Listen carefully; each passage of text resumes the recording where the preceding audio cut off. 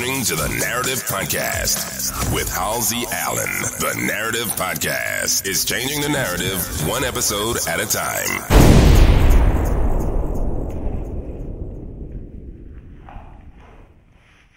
Hello.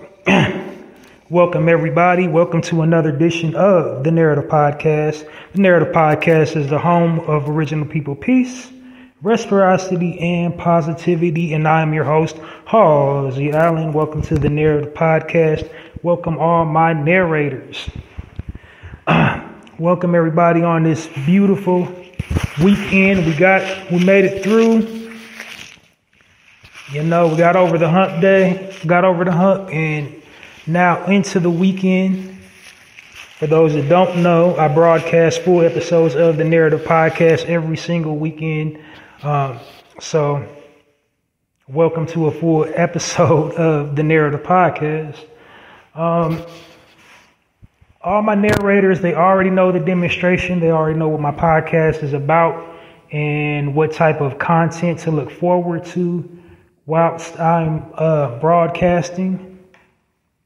But for those platform, I'll bring you up to speed by giving you a brief synopsis or breakdown of all my content and, you know, what will be discussed today here on the Narrative Podcast, or what's always discussed on the Narrative Podcast. So I'm going to give you a brief breakdown of my format before diving into the content, just to bring everybody up to speed that's unfamiliar with the Narrative Podcast. So here we go.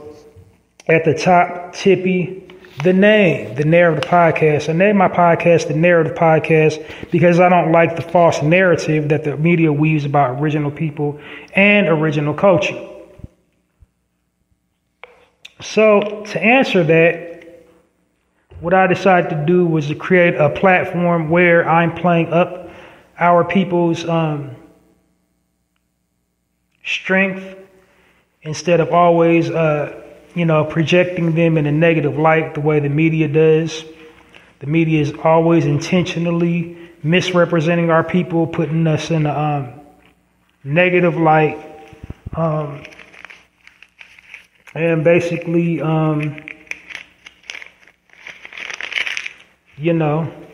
putting out false frames of reference as far as our people is concerned.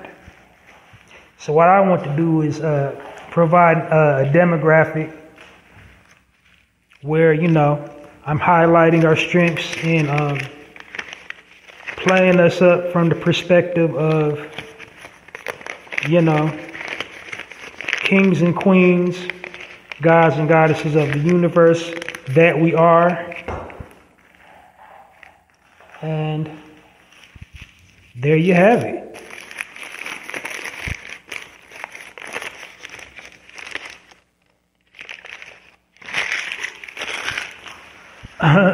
So that's essentially what I do on my platform to answer the way the media intentionally misrepresents our people, original people.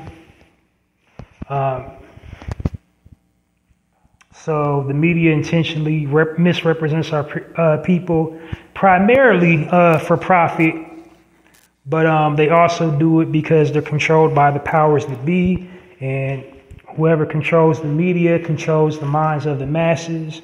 So there is an inherent agenda to push, certain narratives to people, i.e. our people, original people. So they want to project the false narrative that we're all criminalistic, lazy, incompetent, problematic, toxic, low in morals, you name it, just anything other than studious and righteous. That's how they want to project our images and our likenesses.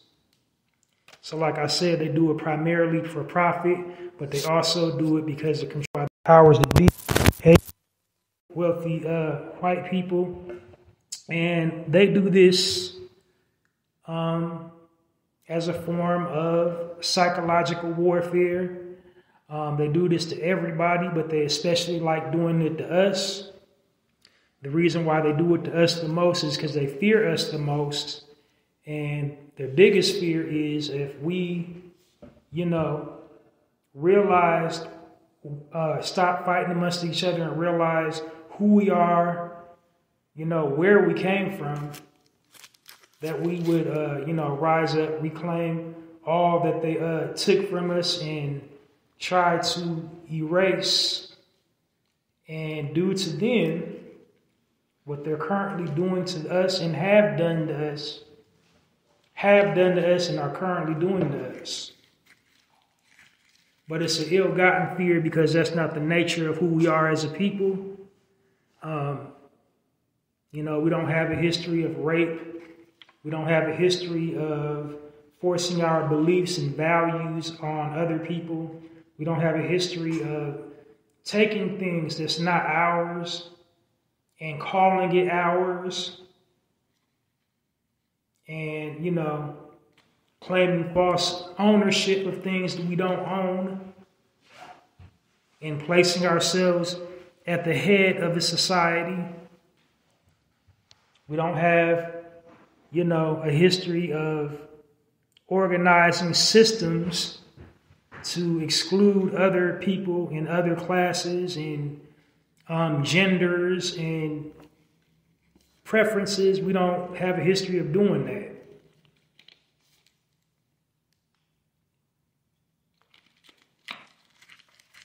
They do. So that aside, the primary focus, the big takeaway I want people to listen to the Narrator podcast, if they don't get anything else from my content, to get this is to understand the importance of sharing positive content on your media platforms. I encourage people.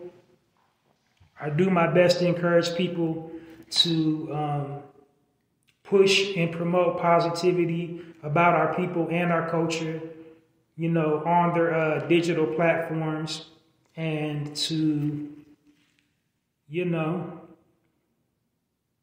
bring awareness to who we are as a people and, like I said, play up our strengths, not our weaknesses, and, tell our story from the perspective of we're kings and queens, gods and goddesses of the universe. You know what I mean? That we excel in pretty much everything we do, triumph in the face of adversity, and be examples to ourselves and to the world. Not like how the media tries to portray us, like we're not, worth the life force. We're a drain on the resources, and all we do is complain. So, that's why it's important to share positive frames of reference about our people and our culture as often as possible. Because the rest of the world has been fed false narratives about our people, original people, and original culture. So, that's primarily my goal here on the Narrator podcast, is to bring awareness to why it's important to share positive frames of reference about our people and our culture, and to encourage people to do the same on their platform. That's a good segue for my tagline, the Narrator podcast, changing the narrative one episode at a time by destroying negative stereotypes about original people and original culture. How do I destroy these negative stereotypes about our people and our culture? By providing positive frames of reference about our people and our culture. And that's basically entirely what my podcast is about. I'm providing positive frames of reference about our people and our culture, because the media has done nothing but supply us as a people and people outside of our culture just, negative stigmas and stereotypes about our people and our culture, brainwashing them into, looking at us and perceiving us in that way. And then also brainwashing us as a people into looking at ourselves in a negative way and accepting and normalizing degeneracy within our culture, accepting and normalizing toxicity within our culture, accepting and normalizing death, chaos, destruction, and poverty within our culture.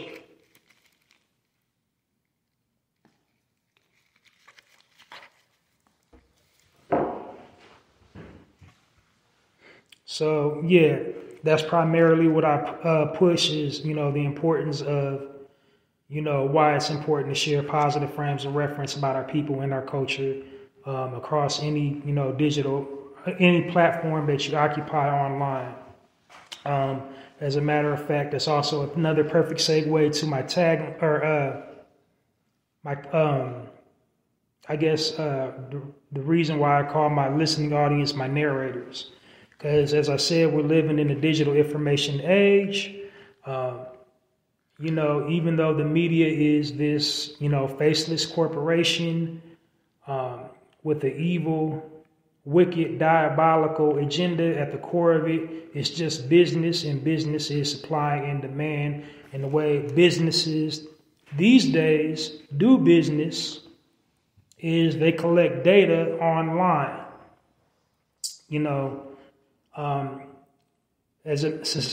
Socially, whatever you post online is a representation of you as a person.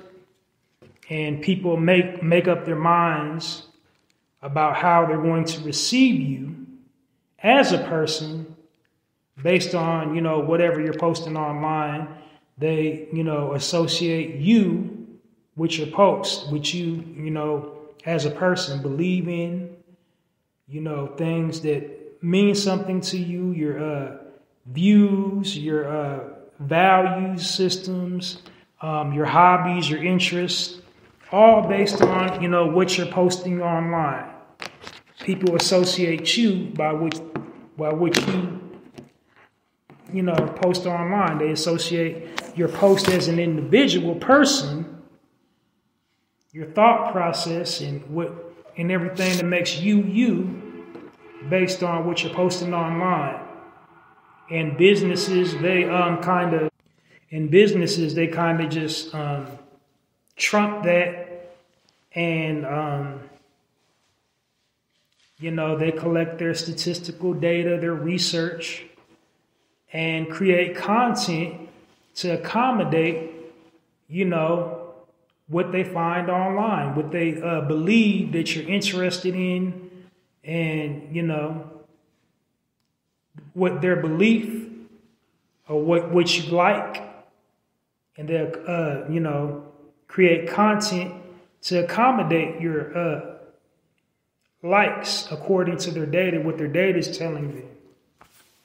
So I'm going somewhere with this as a people. Like, how do we look as a people,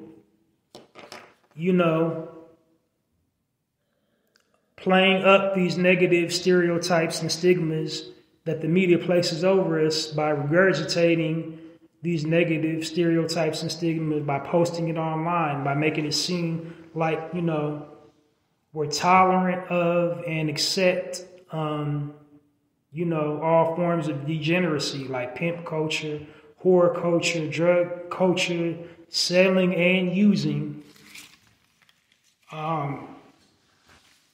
violence and immoral behavior. So this podcast isn't about, trying to seek validation from people outside of our culture. It's not necessarily even to enlighten people outside of our culture. This podcast is about, if you're going to tell our story, tell it correctly. And that's why I kind of call my target audience my narrators.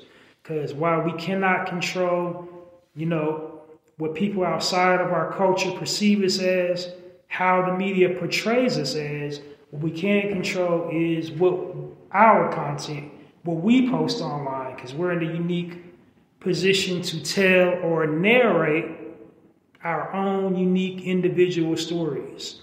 So, just choose wisely about the type of information you want to share with the world, because it reflects on you as an individual, and then it also reflects on your people as a whole. And, like I said, the media, all these multimedia conglomerates and Fortune 500 companies, that's how they compile all their data to create content.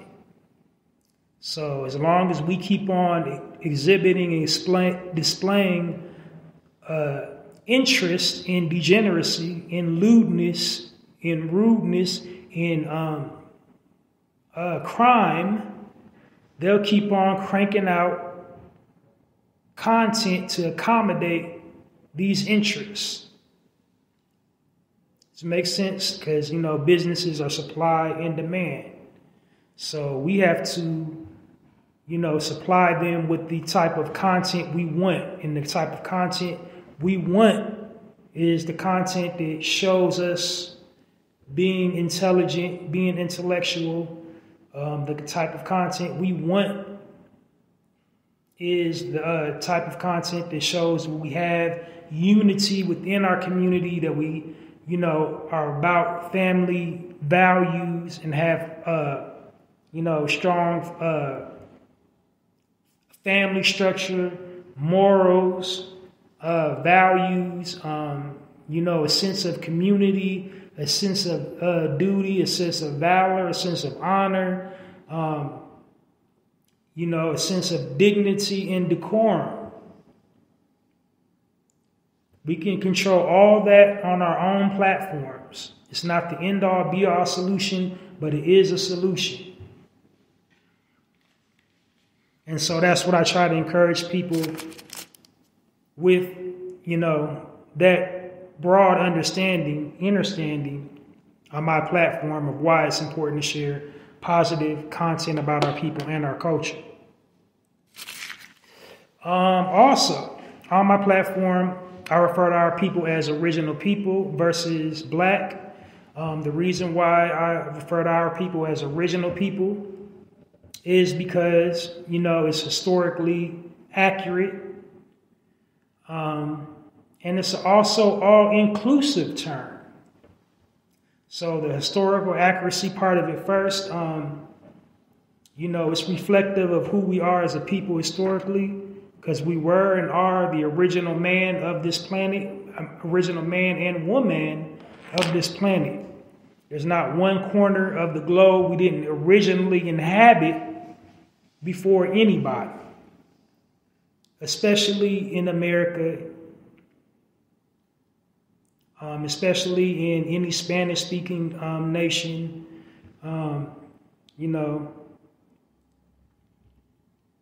We was also in Europe, contrary to all parts of Europe and the Mediterranean, and parts of Asia, contrary to all unpopular belief.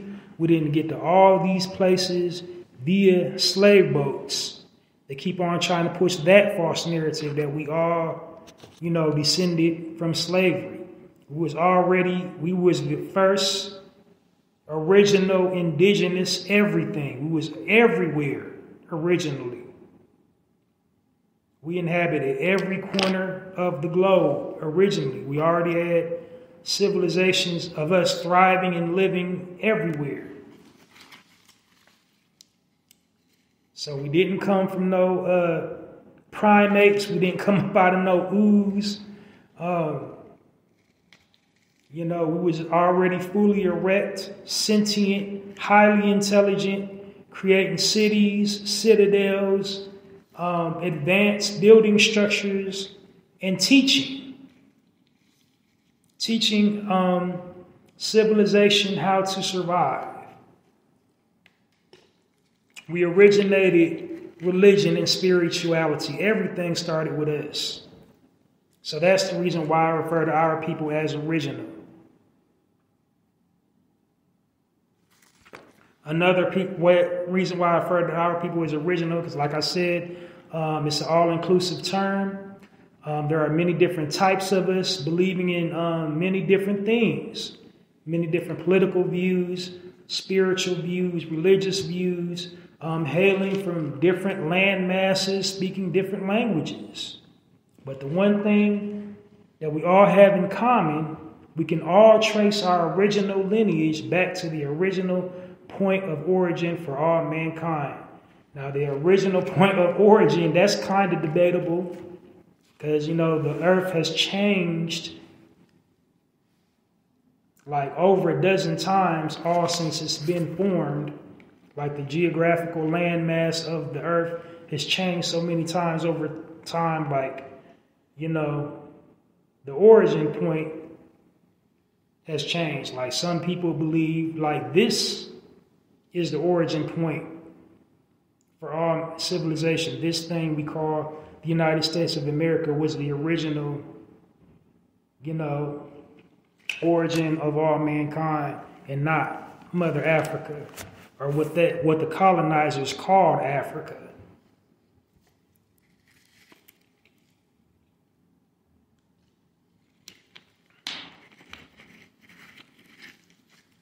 But anyway, I digress. We can all trace our lineage back to the original point of origin.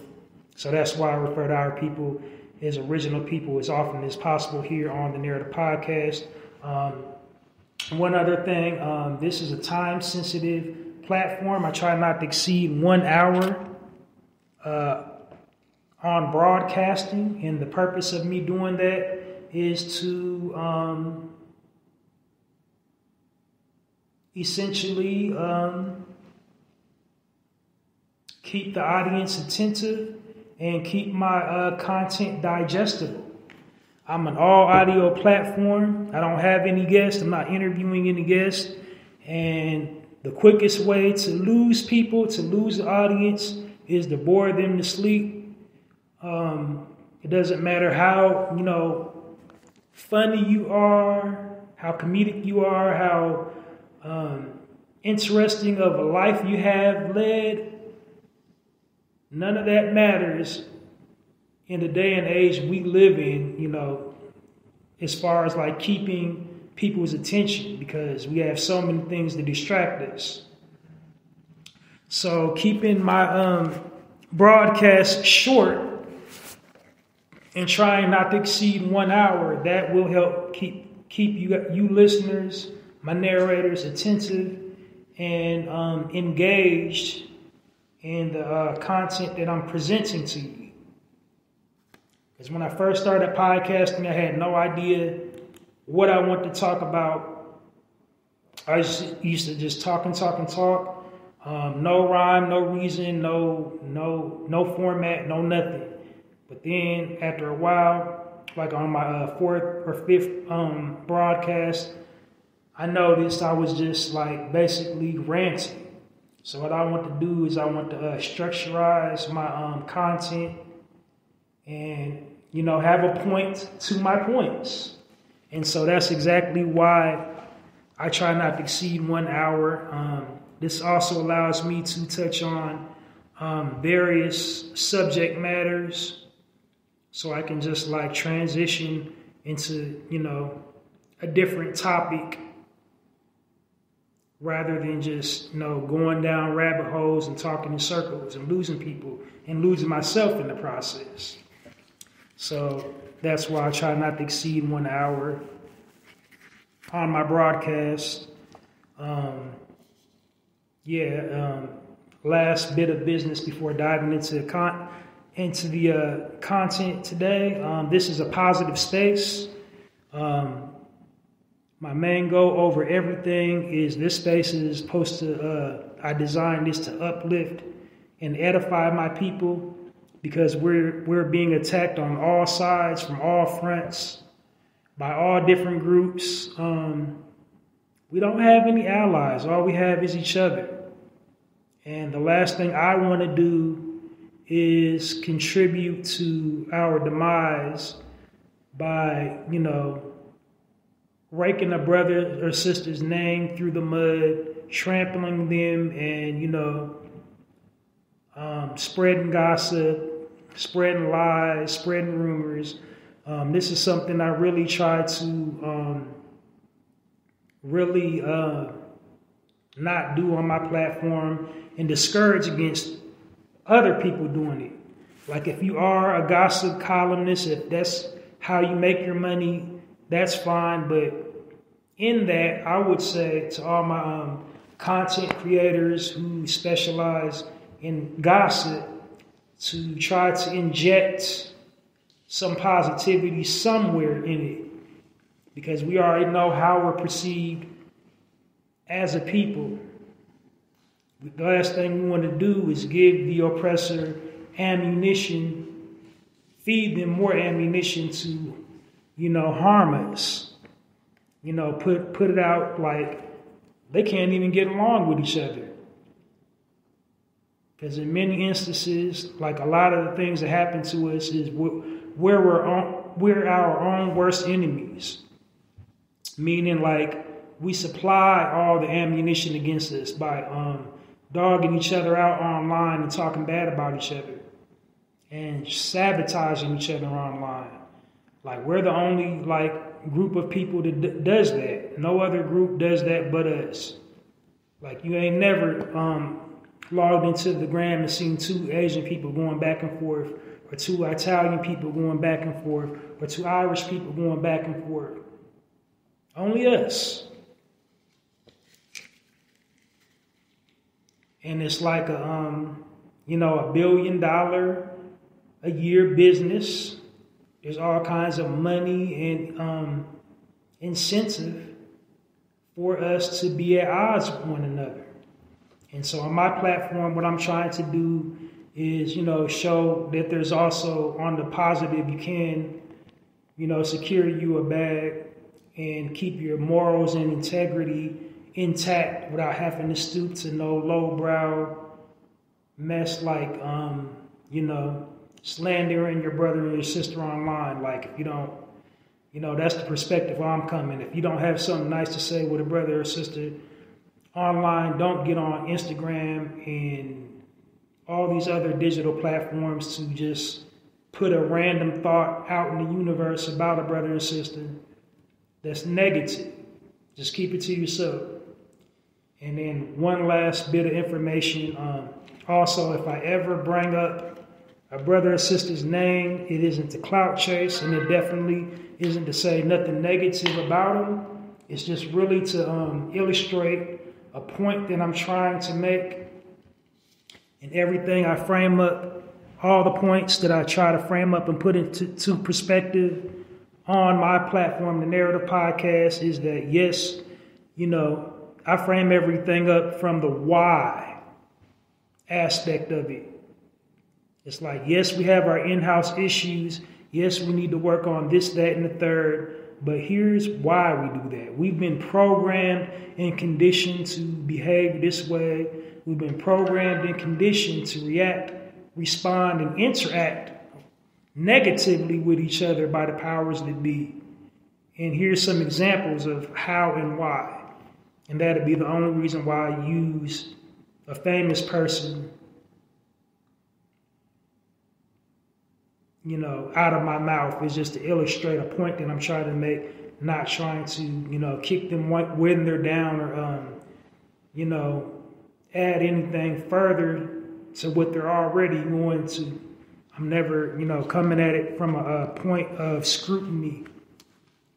But at the same time, I am honest too. I do call a spade on my platform. I don't sugarcoat nothing. If I feel like a brother or sister is intentionally utilizing their platform in an irresponsible manner, they're so irresponsible it makes all of us look a certain way via, whatever information that they're sharing, I will say something in that respect. But, never from a place of malice, never from a place of scrutiny. But anyway, I think I you as thoroughly as I can possibly do. So without any further ado, buckle up. Here we go, diving in. Narrator podcast starting now. So up first, I have my podcast divided into each section. I describe each section as I come to them. And each section has a speaking point, and each section is timed, or I try to time each section. So the first section up first is my, I got two sections. They're basically my intro sections, preliminaries, if you will. The first section is my promo section, and the purpose of this section here on the Narrator podcast, I'm giving people, original people, own and operate their own business, have their own establishment, have an event or something they need or would like promoted, the opportunity to reach out to me and have it promoted for free on my platform. And the purpose of me doing that is to help circulate the original people dollar within the original people community.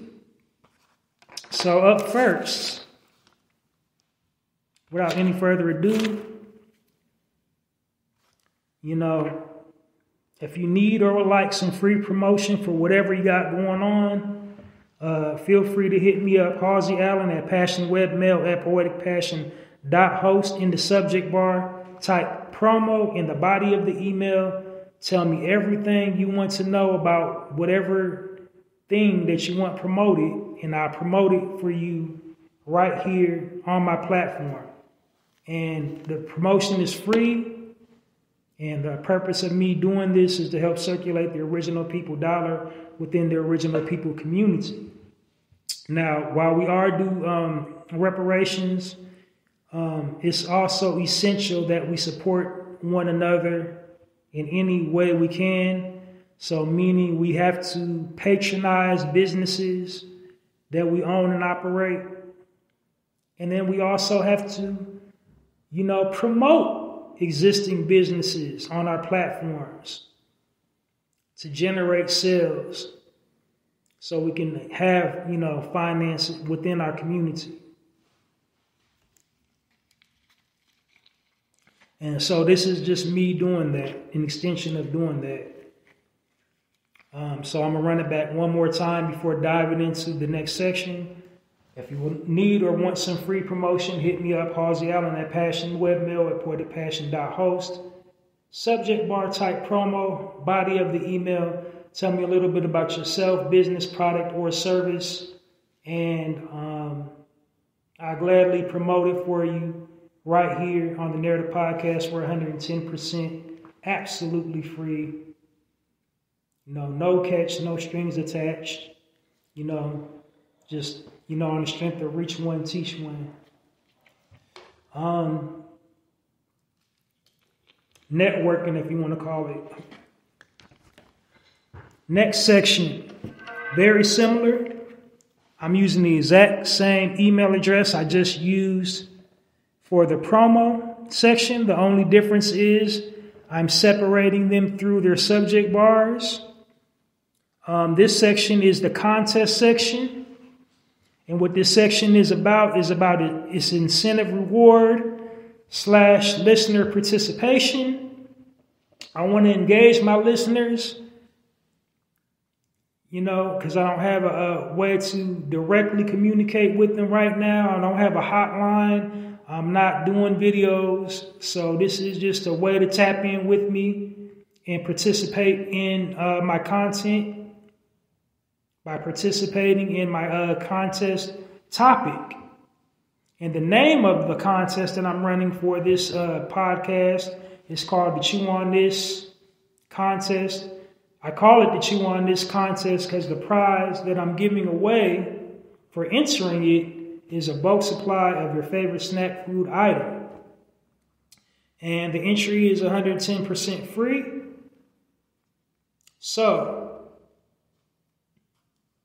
if you would like to enter the Chew on This contest to get a free prize, a bulk supply of your favorite snack food item, Hit me up, Halsey Allen at passionwebmail at poeticpassion.host. In the subject bar, type chew on this /or shopping while black. If you do not want to type the entire word shopping while black, you can type SWB in all caps.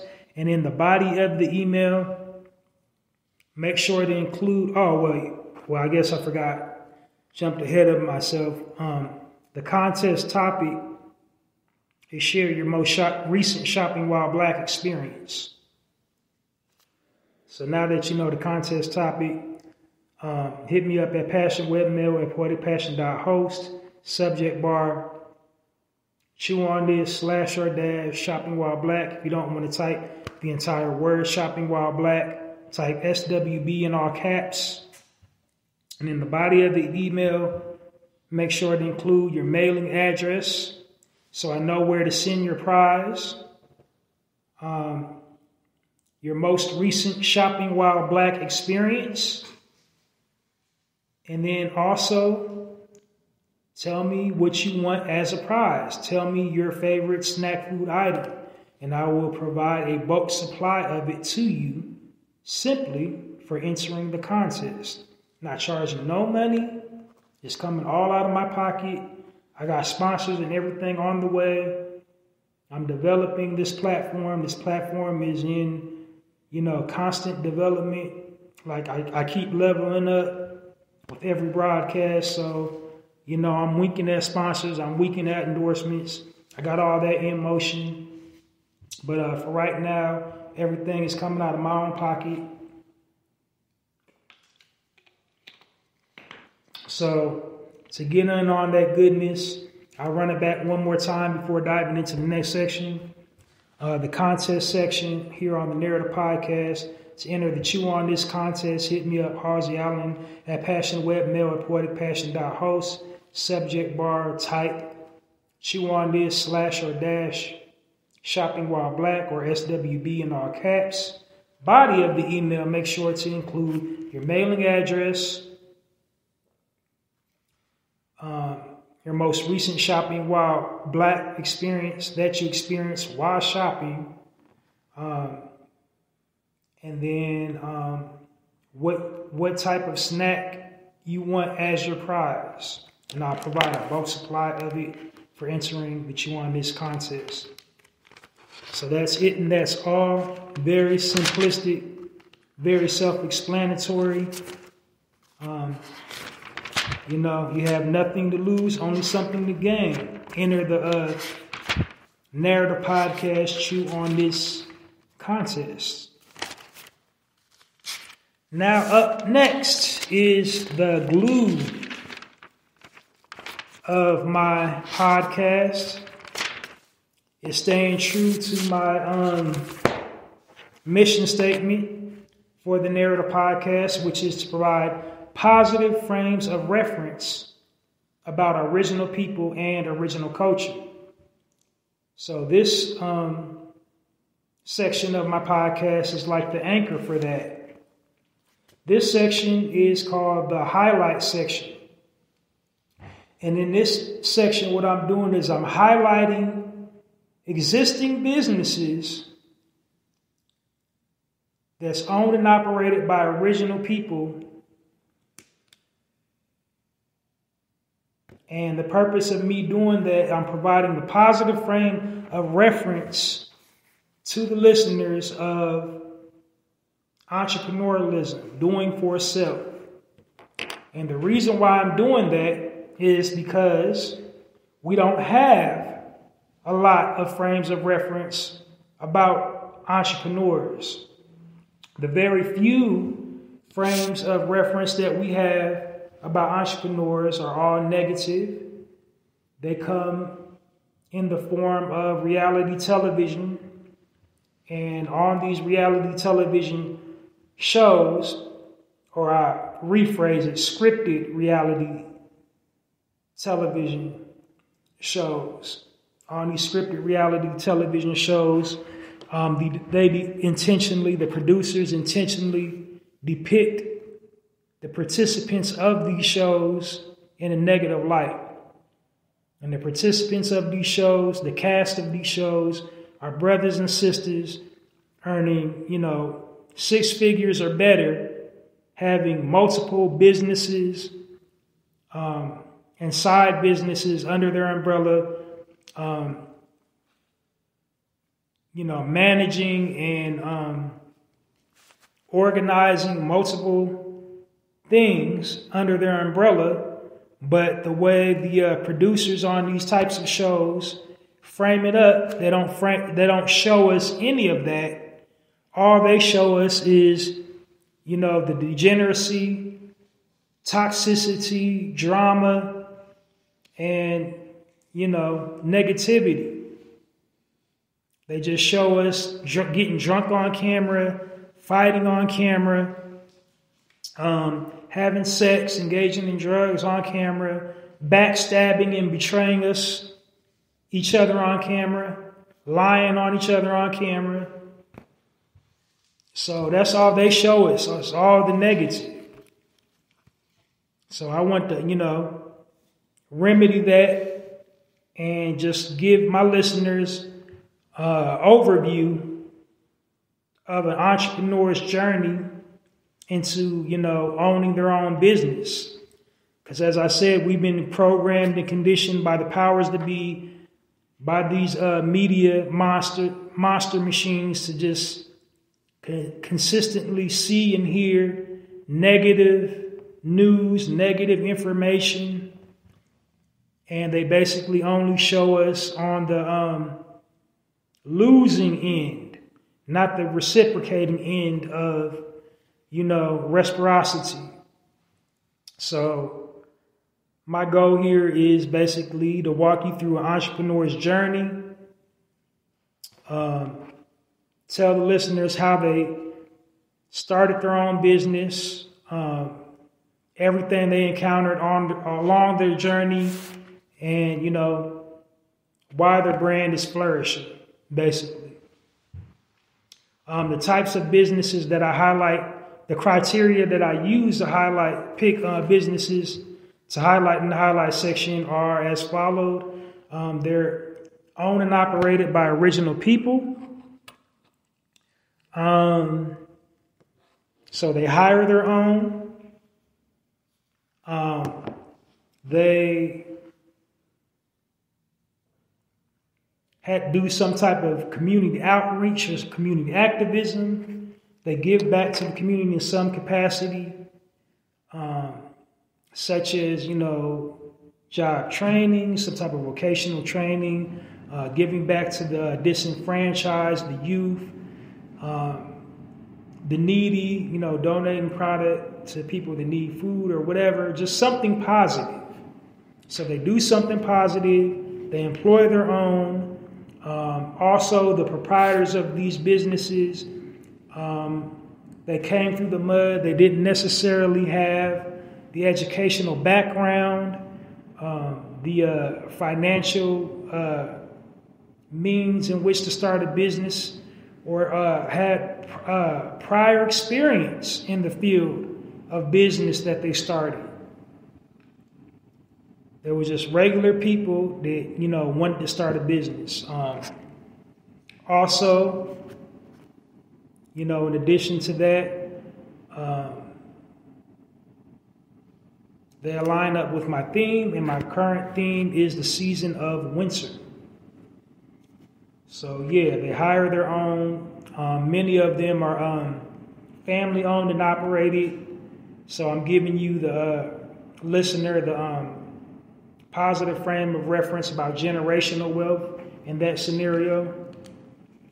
But yeah, I feel it's important to have positive frames of reference when it comes to financial independence and, economic success, because we don't have a lot of frames of reference with economic success.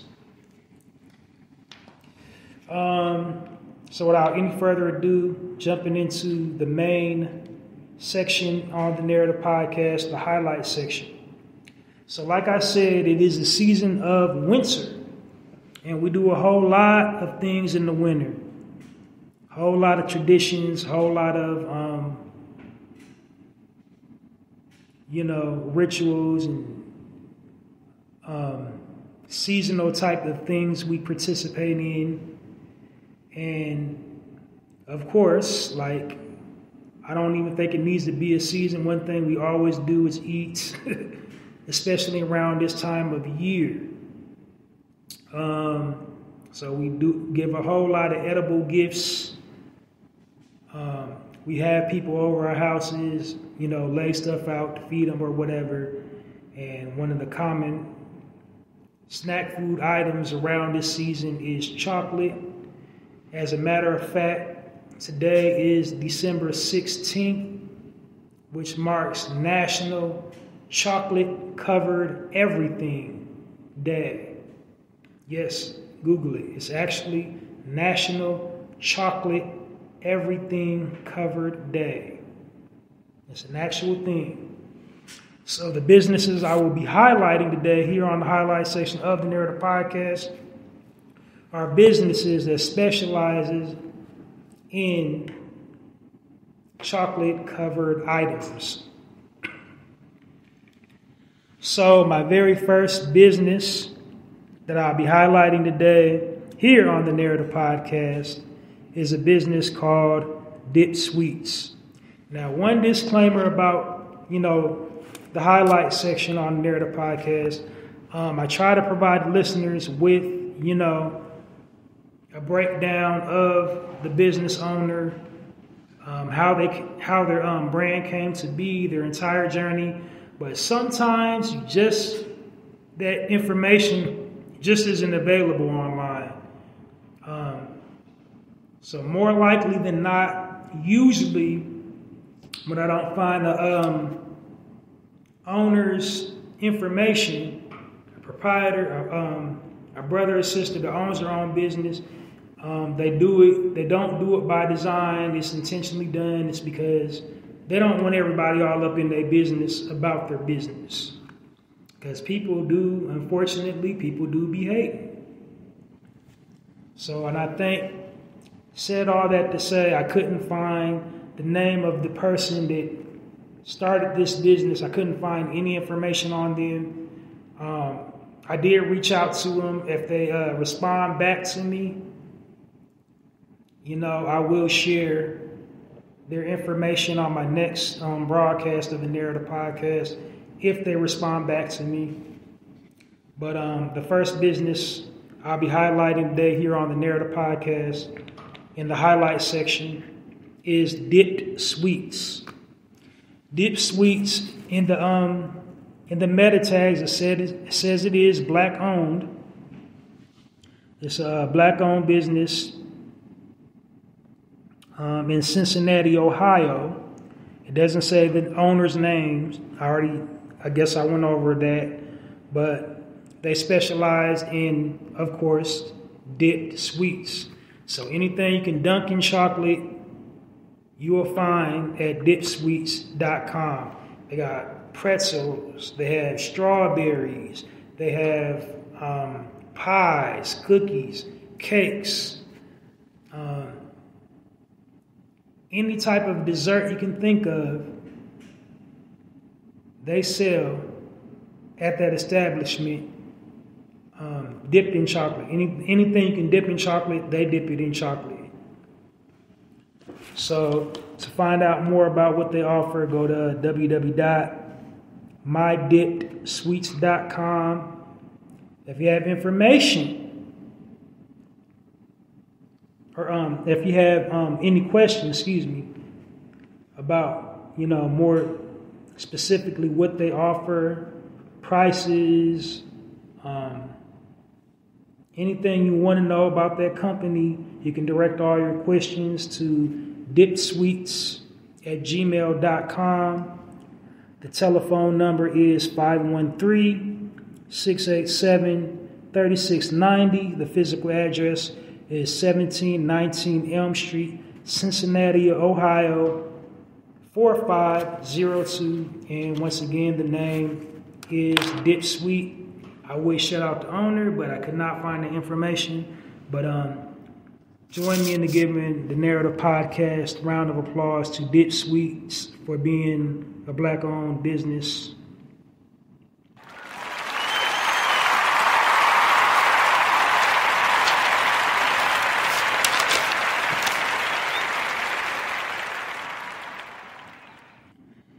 All right. Next thing I want to point out on the highlight section, some of these people that I highlight in the highlight section, they have really, really interesting backgrounds, like their origin story for their business. The way that they start their business is really, really interesting, really super long. Like they had a lot of twists and turns. So for the sake of keeping my broadcast deadline, my time limit that I set, my 1 hour time limit, I kind of streamline it and just highlight the highest points of their career. And this is that, because this lady has a very interesting background. I had to basically, streamline it and chop it down and just focus on the main points on how and why they started their business. So without any further ado, the next business I'll be highlighting, the highlight section here on the Narrative Podcast, is a business called Sweets. And Sweets is spelled with a Z, so it's Sweet, S-W-E-E-T, and then Sweets, S-W-E-E-T-Z. And Sweets, you can go find out more about the product at sweets.com. It was established in the years 2014 through 2015. She started building the business in 2014, and building in which, that's currently housing her business was finished by 2015. And the sister's name is Lordene Turner, Lordene Turner, and in conjunction with her daughters, Aaron and Jamie Turner. The physical address is 2325 East 28th Avenue in Denver, Colorado, zip 80205. Denver is just like Compton. All right. Okay, seriously though.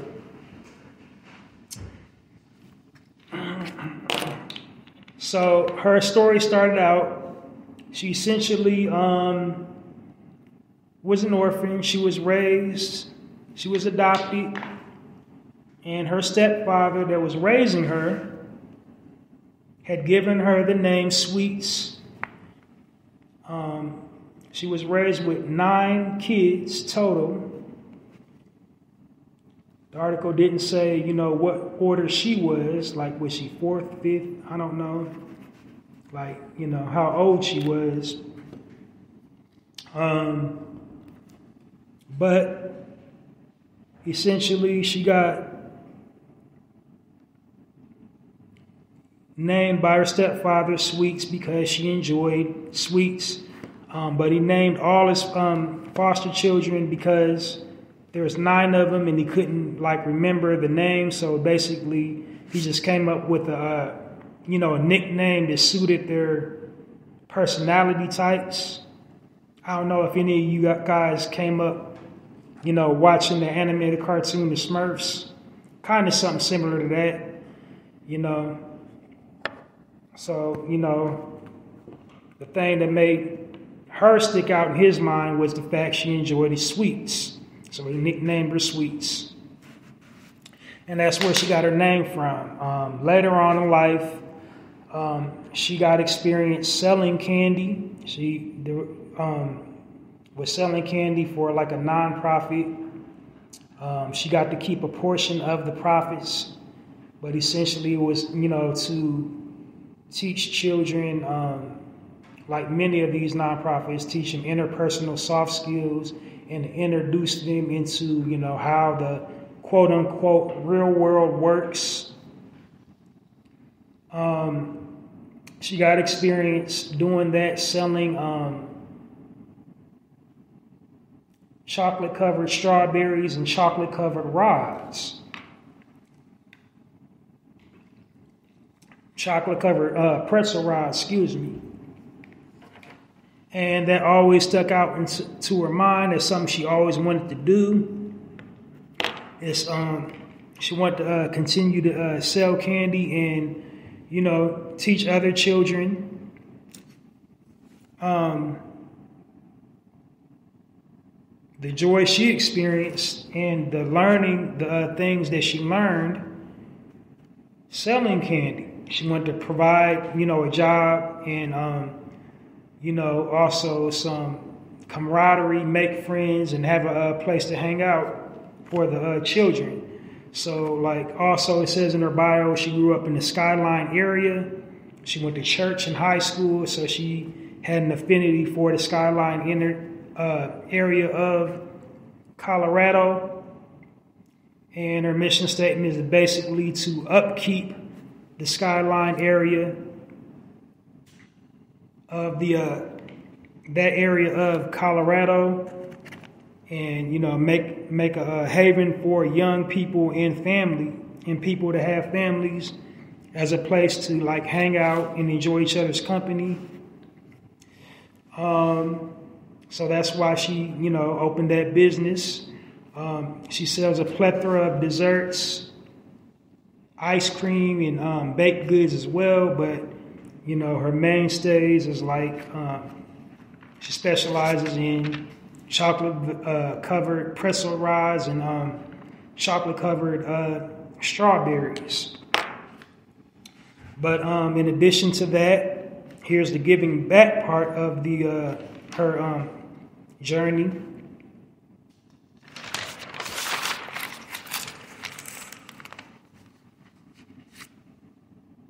Is the donation fund. She has a donation fund for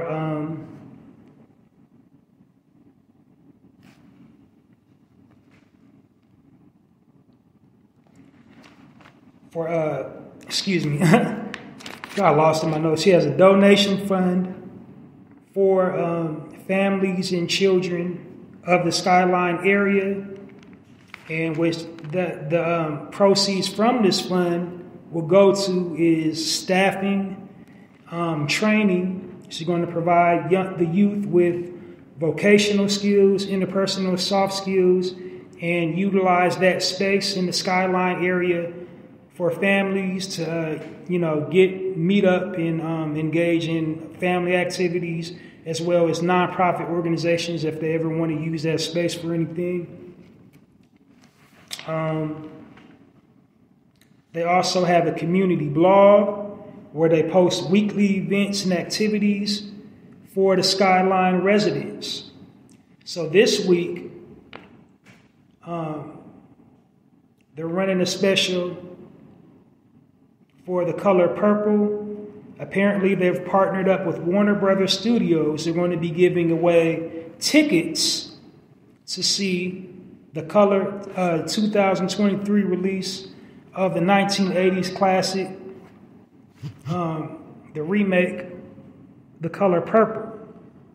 Now, to get your tickets, if you live in, Denver, Colorado, simply go up to Sweet Sweets and purchase a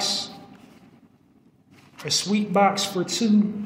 They got a plethora of sweet items, chocolates, an assortment of chocolates.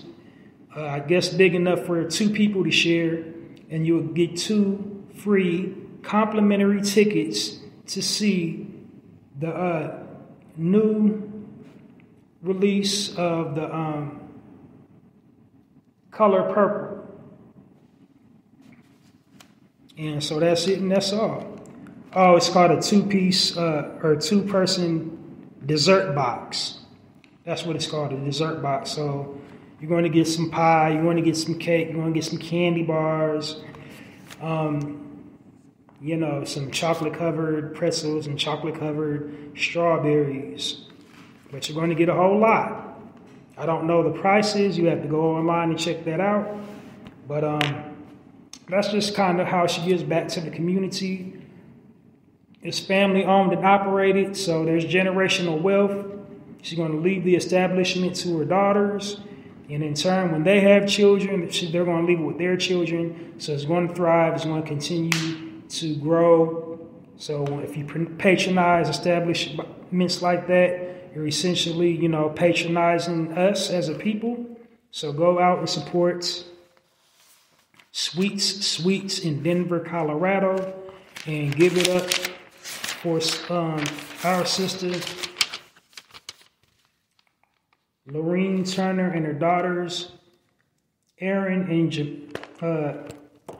Jameer.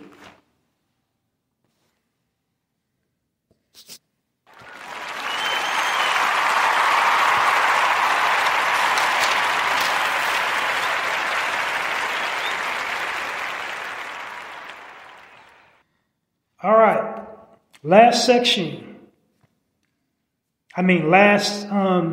business that I'll be featured on the highlight section of the Narrator podcast. Last business feature here on the highlight section is the Harlem Chocolate Factory. The Harlem Chocolate Factory was established in 2014 by a sister by the name of Jessica Spalding and a sister named Ash Dixon. One sec. Yeah, I mispronounced that sister's name. Is Aja Dixon. So Jessica Spalding and Aja Dixon. Jessica essentially is the creator of the product, and Aja is the business. They met at Spelman College. So the business started out with Jessica's affinity for chocolate. Jessica grew up in a health-conscious home and was not allowed to eat anything that wasn't healthy. The one exception was, she couldn't eat anything that wasn't healthy, especially sugar. But the one exception was chocolate, unsweetened like dark chocolate. As natural to cacao as possible.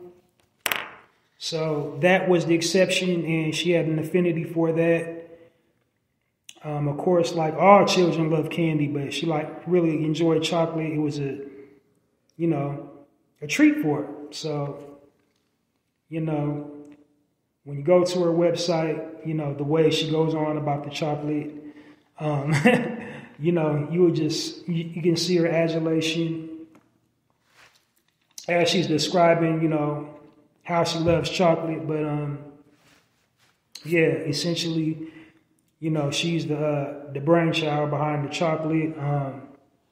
So having not been allowed to eat, anything with sugar or anything that wasn't healthy growing up, chocolate was like the exception to that rule. Her mother, wanted to, expand, broaden and expand her horizon. She would take her to various chocolate making demonstrations. She tempered her first batch of chocolate when she was 10.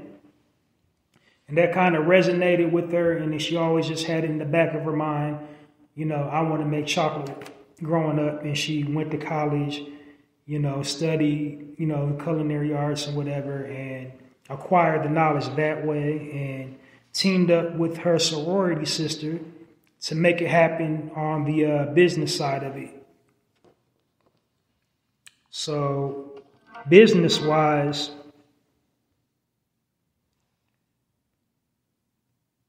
Aja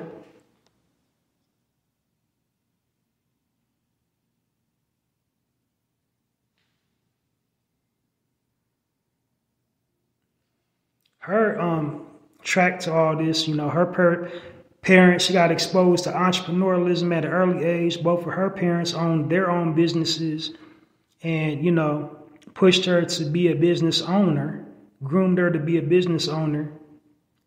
Went to school for business administration. She also, had experience with running with and dealing with nonprofit organizations, and how to work, social media platforms. So, that was her contribution to the business venture. And that's kind of how they acquired their kickstarted money to, do the business. Because, she learned how to get that grant money and all that. But thus, the Harlem Chocolate Factory was born. It's got critical national acclaim. It's two sisters, behind that organization. So it's Black women owned. They've been on like every social media platform you can think of. They got critical acclaim. They've been in like tons of magazines, tons of, daytime talk shows talking about Harlem chocolate. They got tons of endorsements such as Beyonce and Oprah. So, they came a long way in a little bit of time. They got established in 2014, and now they're pretty much a monster in the, chocolate making industry. They also have, covered chocolate. I believe like their signature is the truffle. And a truffle, if you didn't know, is a chocolate dipped in chocolate. So like in the center of a truffle is ganache, and it's usually dipped in like either milk chocolate or dark chocolate. So that's their thing, to the dipped chocolate. And so they also donate to a whole lot of charitable causes and give back to the community and try to hire their own. Also, they have something dedicated to the African diaspora with their chocolate bars.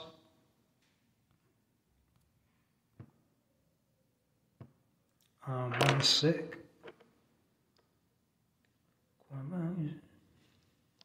Okay, so they give back to the diaspora with a limited edition chocolate Ghana bar. And they named it after two people in their life, a man named Adam Clayton, or us. Excuse me.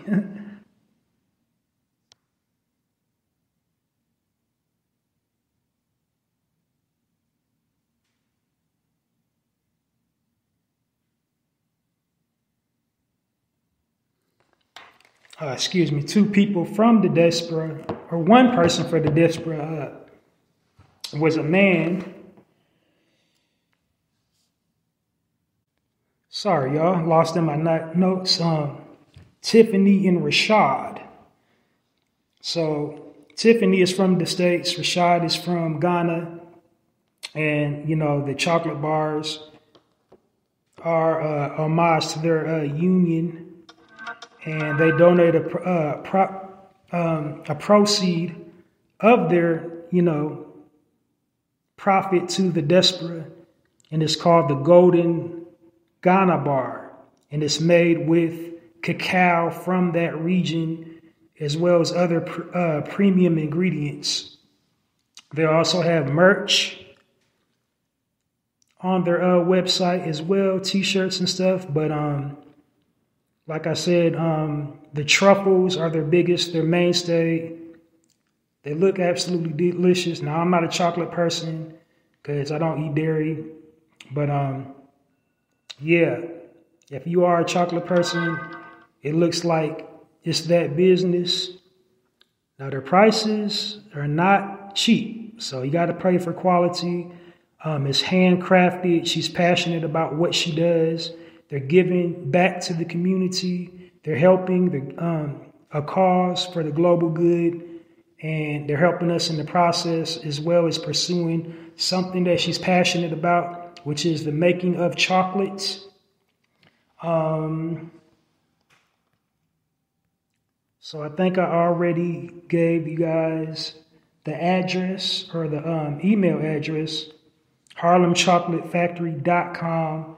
Their physical address is 2363 Adam Clayton Powell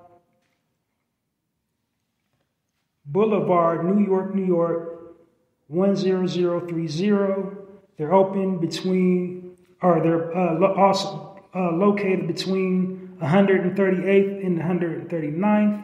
Open Friday through Sunday, 1 p.m. to 8 p.m. So Sunday, they open at 12 p.m.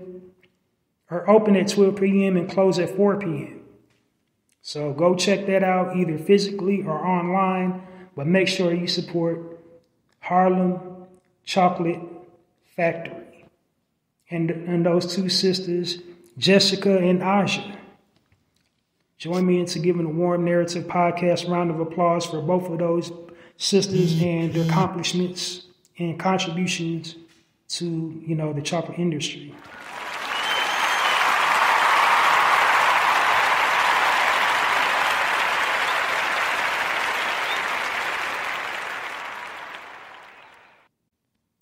And that'll do it for the highlight section of the Narrative Podcast. Next section on the Narrative Podcast is the Spotlight section. This Spotlight section is basically a section I devised. This section is basically the section of where I'm giving a brother and sister their roses, why they're here, for positive things, contributions that they've made to our community. This section is basically my way of saying all heroes don't wear capes. And in this section, what I'm attempting to do, or what I have done, is encourage brothers and sisters to use their platforms in a responsible way to build a brother or sister up rather than to tear them down on their platforms. That's what I'm trying to inspire and get across in that section here on the Narrative Podcast. Because like I said, we are an instrument of destruction. Like we destroy each other. Like we're our own downfall sometimes. And this section has no difference. So basically what I try to do is encourage people to say something nice about a brother or sister instead of something negative. And with all due respect, I think I've done so, because before I added the Spotlight section to my podcast, nobody was spotlighting anybody. So I got to give it up to myself one time. You are now listening to the Narrative Podcast with Halsey Allen. The Narrative Podcast is changing the narrative one episode at a time. In a real way. So, usually on the Spotlight section, what I do is I spotlight prominent figures within our community in the entertainment industry, such as an actor, actress, social media influencer, Facebooker, YouTuber, TikToker, or what have you. But being that I'm trying to get away from that, I'm trying to change the narrative and trying to basically get away from that. I'm trying to, just spotlight regular people now, to get away from the negative stereotype that all we know how to do is entertain. So without any further ado, here we go on the Narrative Podcast, the Spotlight section. In this week's Spotlight is a brother by the name of Marvin Pierre. Marvin is the creator and co-founder of a nonprofit organization called 8 Million Stories. 8 Million Stories is located out in Houston, Texas. 8 Million Stories, they have the initiative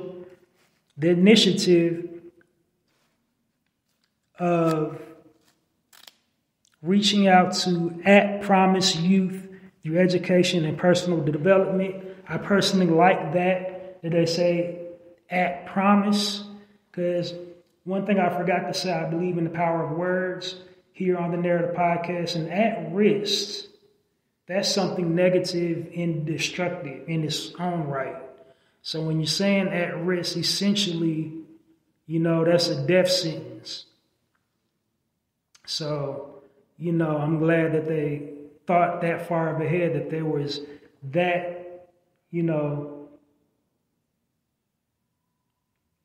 progressive in their thinking to, put a positive spin on it.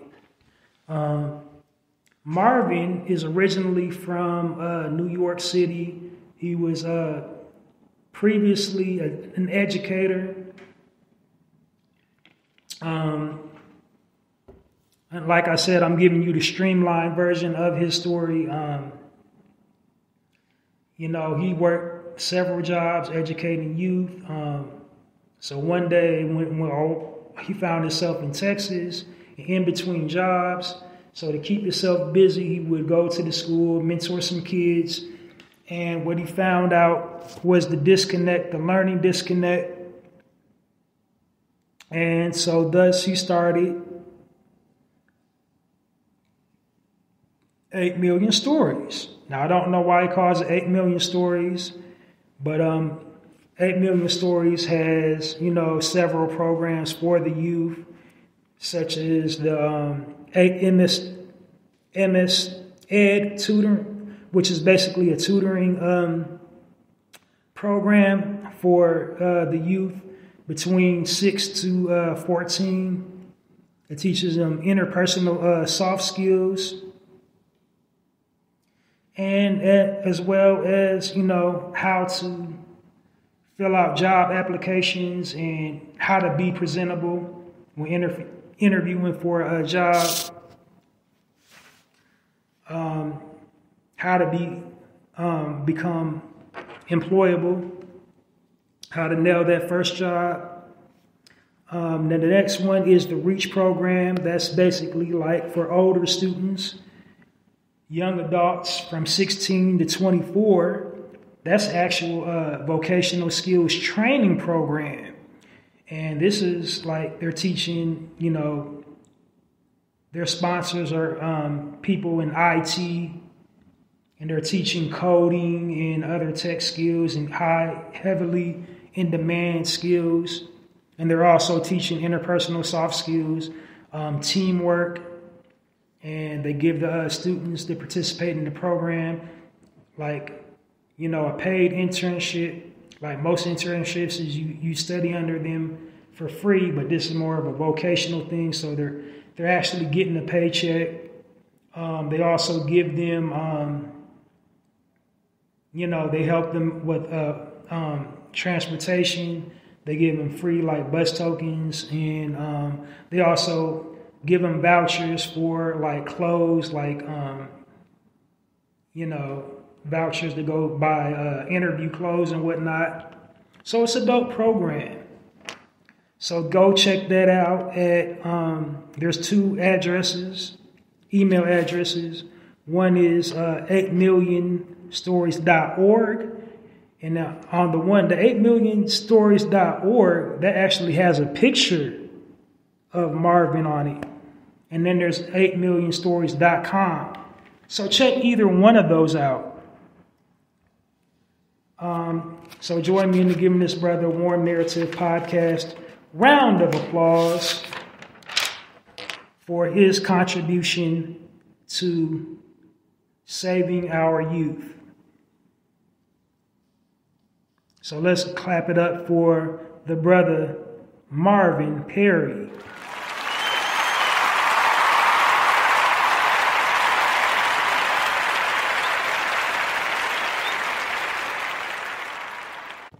So yeah, let's give the brother Marvin Perry in the 8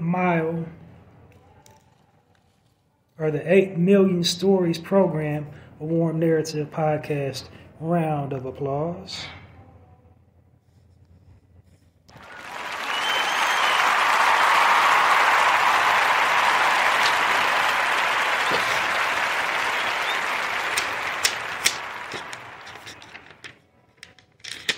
All right. In the next section of the Narrator podcast, my next section is my speaking point section. And the speaking point section basically is a culmination of breaking news, either something happening globally, nationally, or internationally, or just something happening specifically within our community. And by our community, of course, I mean original people community. And the reason for me doing that is to control the narrative, because the media will have us looking and sounding all kinds of crazy. They go out of their way to exploit us. They go out of their way to, paint us in a negative light and make us look crazy. So when I cover my speaking points, my things happening within our community or within the world, this is just me controlling the narrative. Because if history hasn't taught us anything, it's taught us this: if you don't tell your story will be told for you. And that's precisely what's being done right now in concern to our people, our stories being told for us, by people that don't have our best interests in mind. So, that's what the purpose of me sharing the, recent events or something happening around the world or within our community is just me controlling the narrative. Because they've already flipped the narrative. So this is me putting, whatever's going on in the world in our perspective as original people. So without any further ado, my speaking point of the day, I'm going to cover 2 topics. There's nothing really, there's all kind of stuff going around globally I could be talking about, but essentially, the world's worlding and, the news is newsing. So, there's nothing I can really cover that we already don't know, as far as like politically what's going on in the politics, what's going on, outside of the United States and Ukraine, Palestine, and other places. I could share something ecological, something that has to do with the ecosystem or climate, But again, nothing we don't already know. But I'm gonna touch on 2 things, specifically in our community. And like I said, on my platform, I don't drag brothers and sisters through the mud. I don't, name call, place blame, do anything to denigrate a brother or sister. But I do tell the truth. I'm brutally honest. If somebody's irresponsibly using their platform and using their status in an irresponsible way that got us, as a people looking crazy, because, powers that be associate our people with this specific person because of who they are, I will say something in that regard. So without any further ado, I'm going to jump right on into my speaking points of the evening or day or wherever you're at in the world by the time I upload this.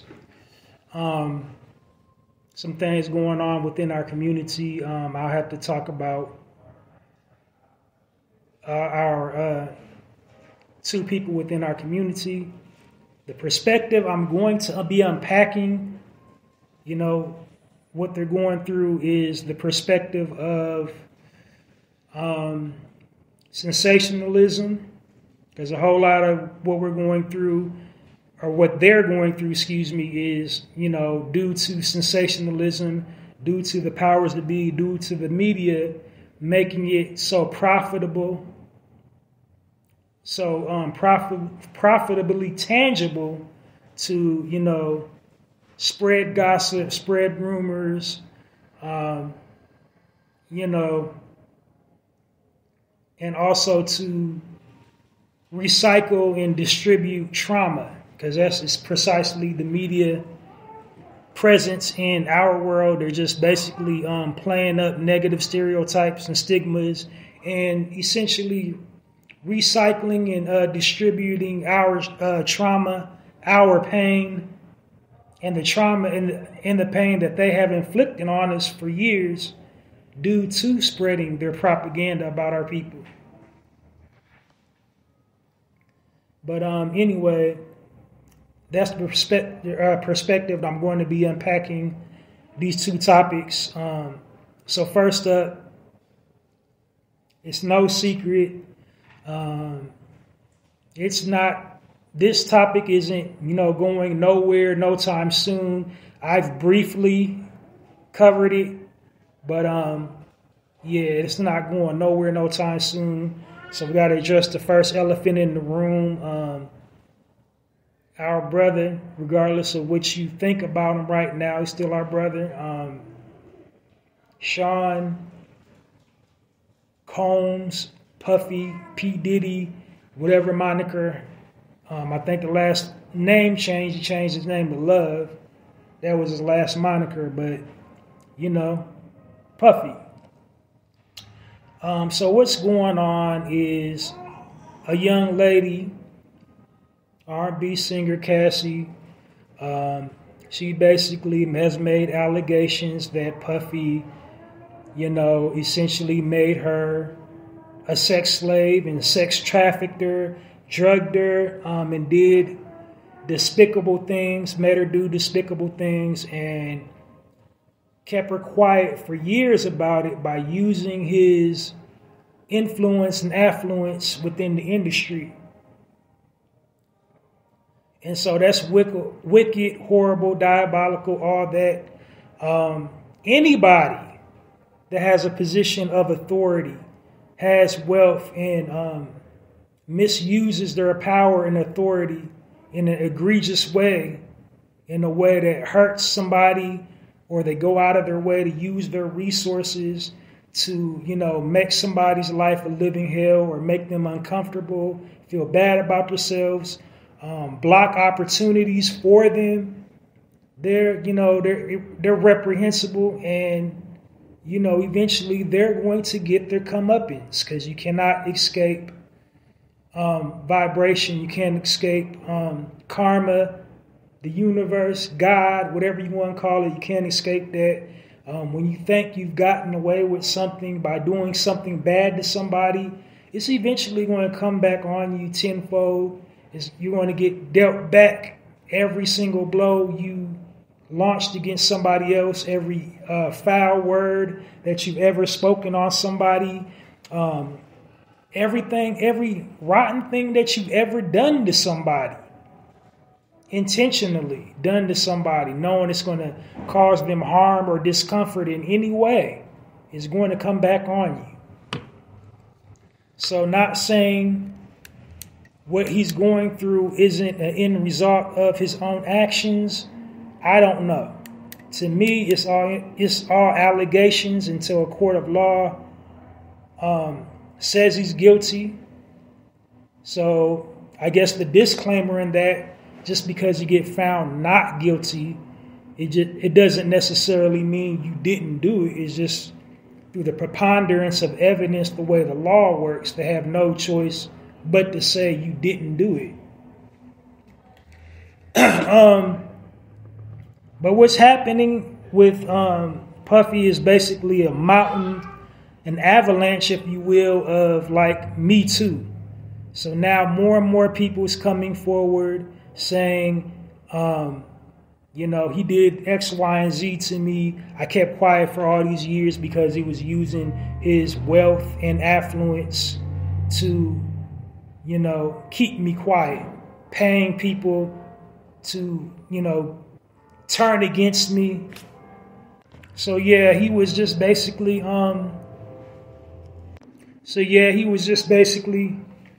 using his power, and allegedly, I'm saying allegedly, a whole lot of people is in the industries coming forward and say, no, it's a fact. They've seen it. They've witnessed it. They've been keeping quiet all these years because he's been using his financial wealth and connections, his Hollywood connections, to keep them silent, threatening their livelihood, threatening their family, harm to come through their family. People say, like Puffy is like the boogeyman, basically, like he's a hit monster, like he calls and pays hired guns to do his bidding, like to rough people up, shoot at people, kill people. I mean, unalive people. I don't want to say the K word because I don't know the algorithm and all that. He's been paying people to unalive people for years, ever since he made his first million. Well, in reality, they've been saying, more people's coming forward saying he's been playing dirty pool since he was interning. His first job was an intern, so they've been saying, he's been doing street stuff since his A&R days at whatever record label that was before Bad Boy. I think it was Uptown, I believe. He used to A&R for Uptown, if I'm not mistaken. But basically, it's like an avalanche of like Me Too. Me Too, Me Too. He did this to Me Too. He did that. And I'm not defending his actions if any one of them is true. He's a monster. And I don't deny at least one of them is true. Like I said, a deviant person like that, regardless of, what color you are, black, white, Asian, whatever. If you're, maliciously using your position of authority, whether it's working a 9-to-5 job, if you're a supervisor, whether it's an office, like in politics, an office, a position where you're over people, whether it's like you have access to people's records, or like their mail or something delicate, something that could like really mess them up if you choose to use your office to mess them up because you personally don't like them, or because you're just bored and you're doing it for shits and gigs, pardon my language. Like, you are a rotten individual. You're a rotten individual and you're going to get yours.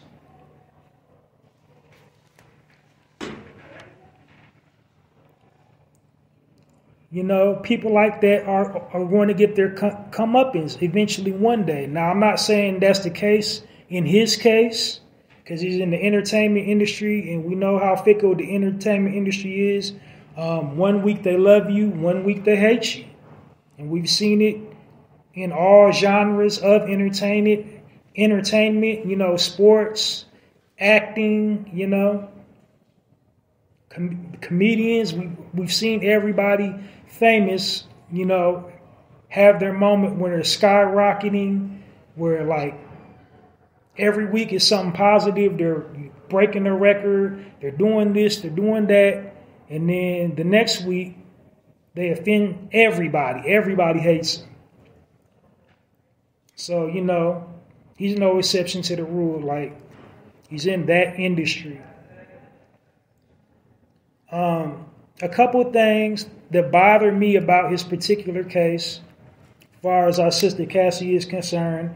And I'm not, again, trying to blame or victim shame. But it's like in her, detailed confession of all the things she was doing or alleges was done to her. And this is where, people is forgetting she dated him for a decade.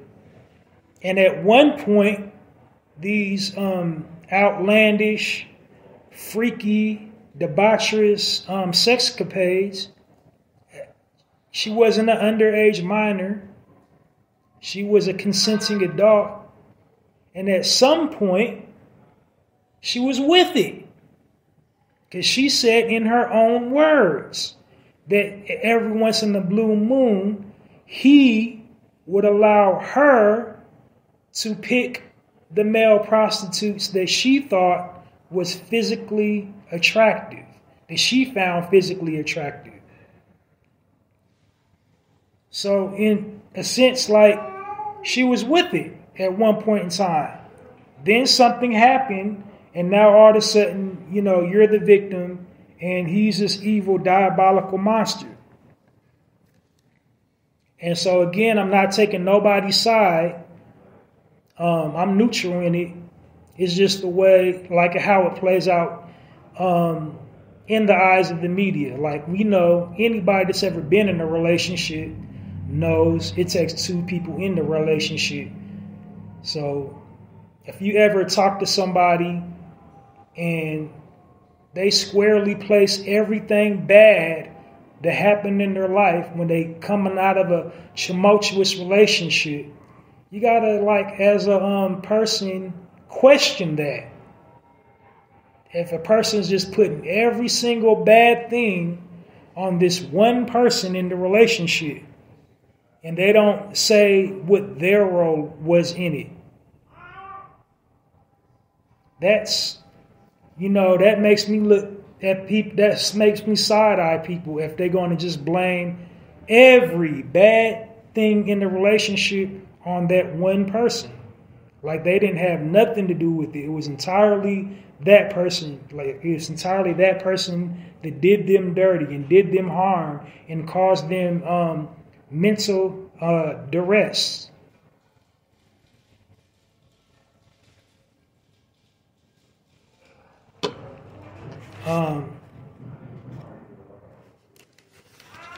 You got to question that.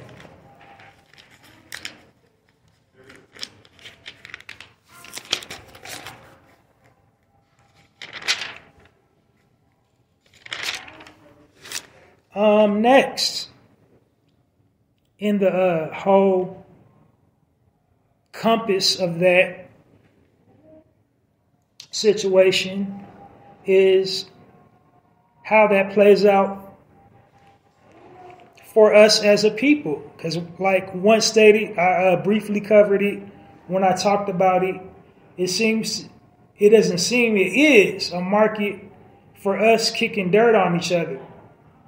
Because there's, victim, everybody's, the narrative is Cassie's is inspiring all the victims to now come forward and, share their story. And, Diddy did me dirty too. Everybody got the Diddy did me dirty too story now.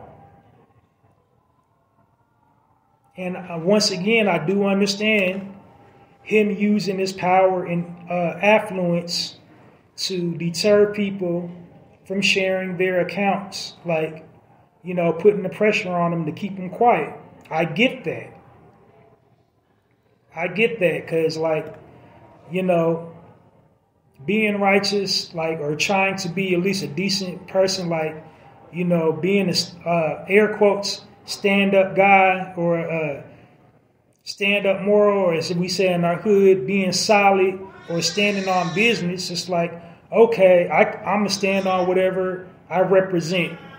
You say whatever you want to say about me, I can take it. I can take whatever you dish out. But then the conversation shifts. We're having a different conversation when you come at my family.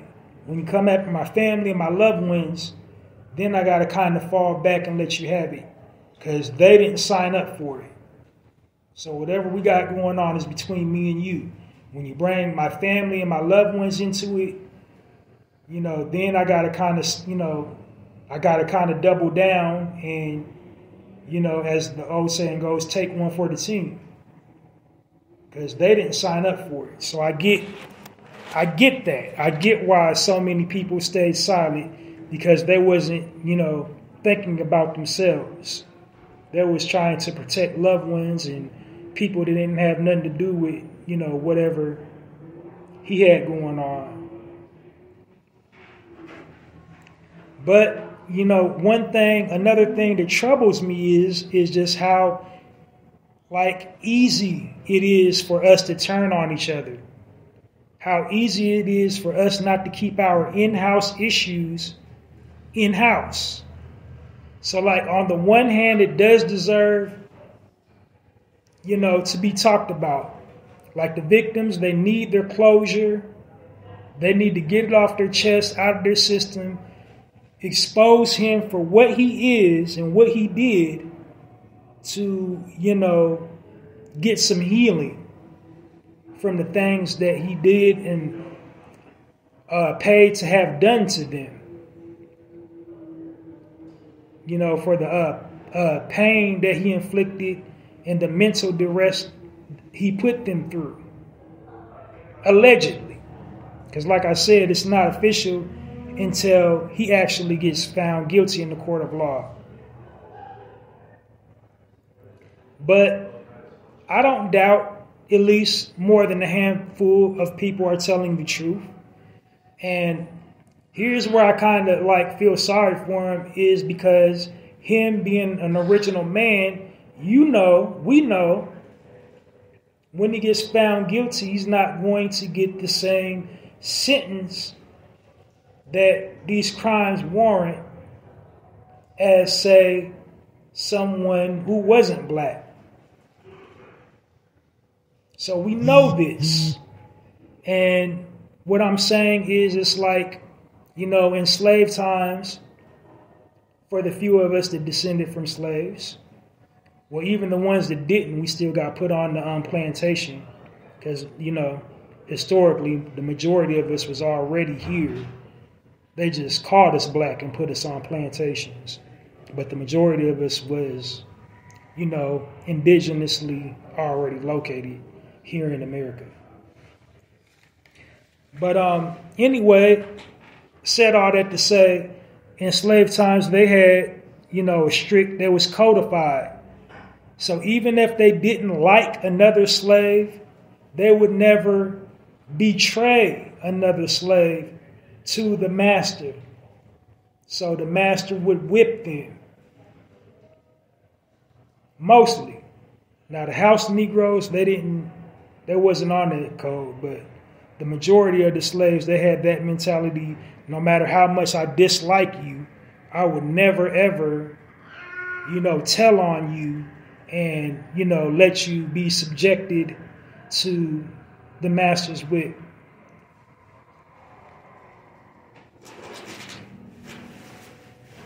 So that's all I'm saying. It's just kind of ironic that we go all in on our own kind. Like every single body in the industry, they got something to say now. But we don't have that same energy when an infidel and interloper, outside of our culture, uses their platform to speak on one of our leaders, throw some dirt on another entertainer, use their platform and influence to have turn two entertainers on each other, turn them against one another, using their, platform in the art of misdirection to have them fighting and feuding and beefing. We don't say nothing in that regard. We're quiet. It's, I'm minding my own business. I'm staying out of that. I'm minding my own business when it's, somebody outside of our community, kicking up all this dust and causing all this these problems. I'm worried about me and mine. I'm worried about me and mine then. But as soon as it's one of us that's doing something to another one of us, then it's everybody like F that N-word, F that nigga and all that. But we don't have any solidarity in that. We so judgmental in that. Because we don't, as a people, we can forgive everybody that does something to us. Everybody that intrudes in our community, everybody that does us dirty, everybody that commits crimes against us, that hurts and harms us in any way.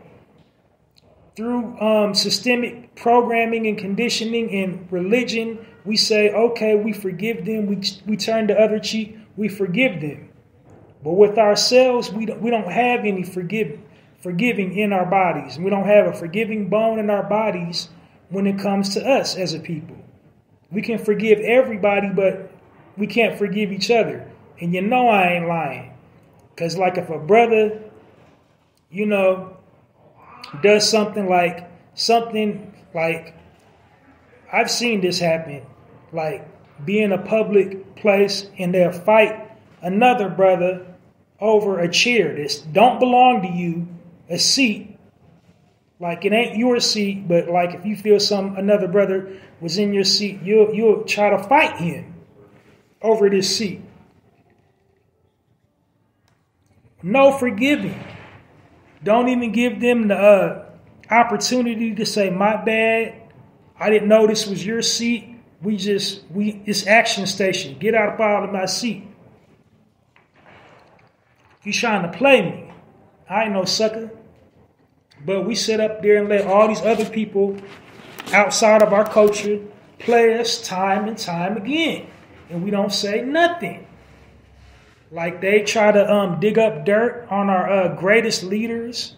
We've watched it time and time again. They try to defile the legacy of our most affluent leaders in our community. Try to dig up dirt. Like how they did Reverend Dr. Martin Luther King with that, that joke of a movie. They're going to bring his alleged, love affair into it to try to divert how good a leader he was. Like his wife wasn't tripping on it. His kids wasn't tripping on it. If it actually did, in fact, happen, it was never spoke of and it wasn't never a thing. But we're not offended and outraged about that. We get offended and outraged when one of us does something to another one of us. That's the only time we get offended and outraged and want to do something. Now we got everybody in the industry, people talking about putting a price on Puffy's head. People talking about, using all their resources, committing their social media platforms to, dig up every piece of dirt they can dig up on them.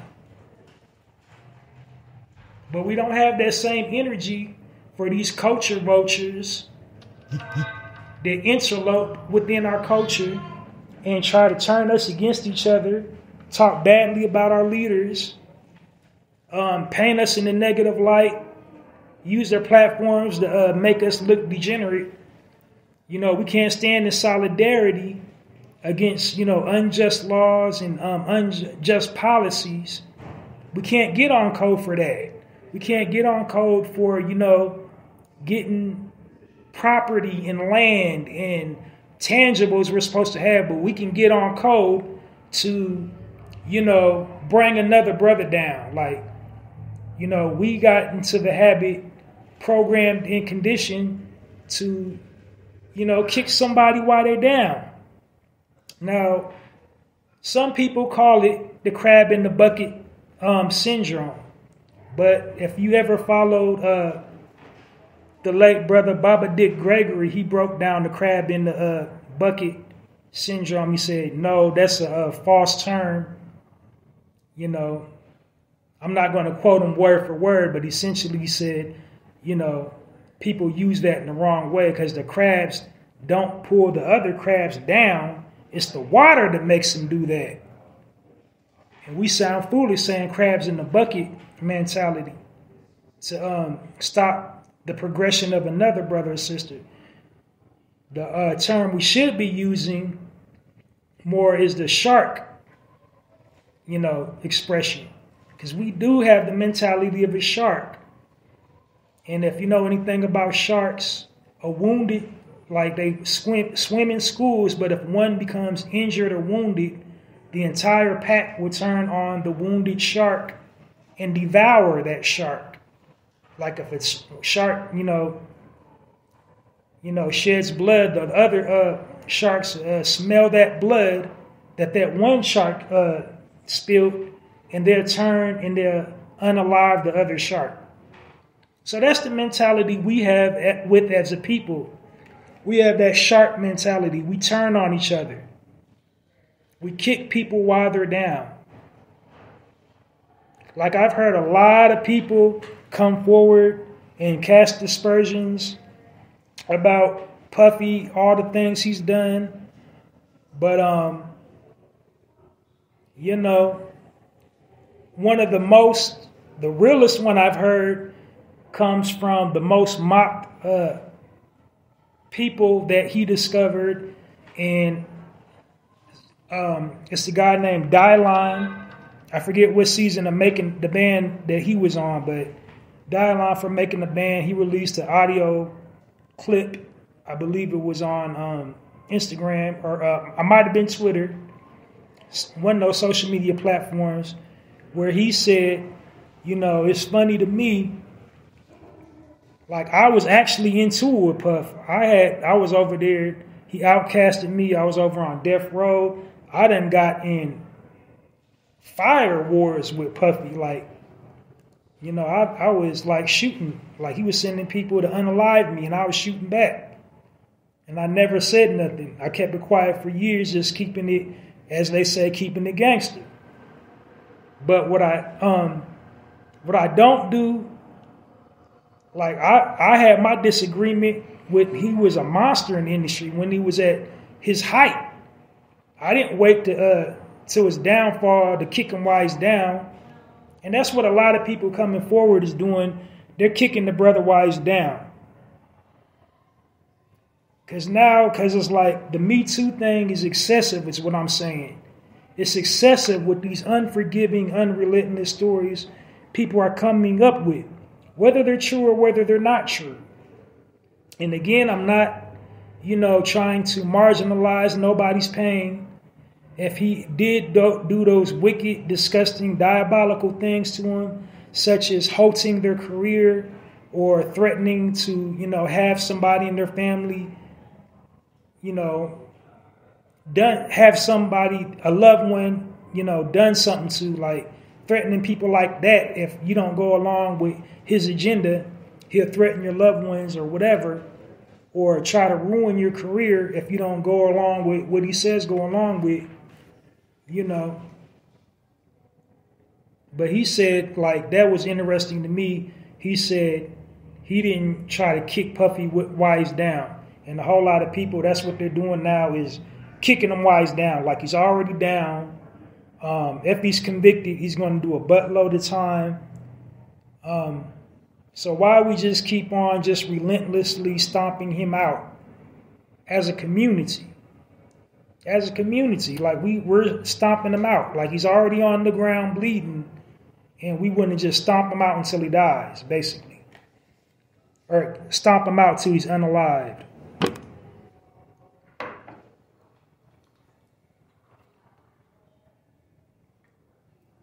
And that's sad, bro. That's sad as a people that we do that. Like I said, if he did do these things, he's despicable. Irredeemable, like jail is too good for him. Being unalived is too good for him. People like that deserve to be alive and deserve to suffer.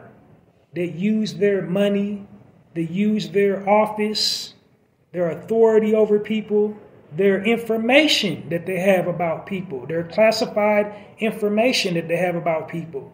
If they use that to harm them or cause them discomfort in any way. Like, you're despicable and you're going to get yours one day.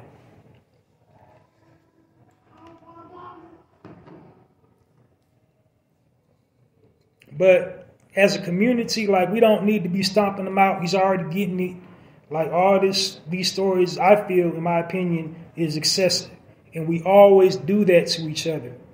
But we're never that excessive towards somebody outside our community. We don't keep the pressure on all these culture vultures' necks.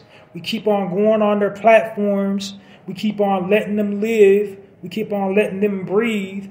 We're not pulling out all the dirt we can pull out on all these culture vultures in our industry. All these people that don't look like us, always keeping some mess going on in the culture of hip hop. But we keep embracing them. We keep on supporting them. We keep on giving them chance after chance after chance when they've already exposed who they are and what they're about. And they're all about $1, and they're all about $1 at our expense. Now, before I get off Puffy, another thing that bothers me is because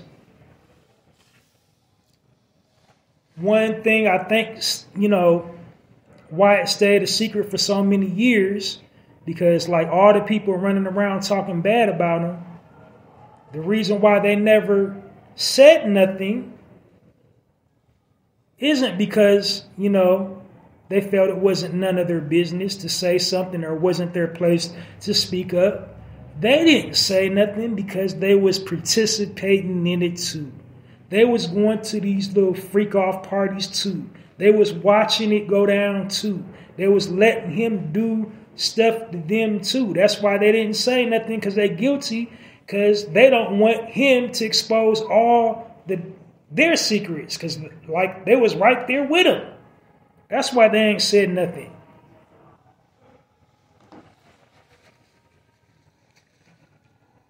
And it's just like, I already done said it about DMX and Whitney Houston. All these people was talking about them being drug addicts and dope fiends. Like, that particular drug of choice, that's not a what do you call that, people? An introverted drug. Crack cocaine is an introverted drug. You can't be an introverted drug addict and be addicted to that. You got to do that with a whole bunch of people. And as big as DMX was, and as huge as a star as Whitney Houston was, you don't think there was smoking crack cocaine with a whole lot of other affluent people in the industry? I know you don't think they were just all by themselves doing it all by themselves. Like, wasn't no other rappers and DJs and producers doing it with them? No other movie stars or movie directors wasn't doing it with them?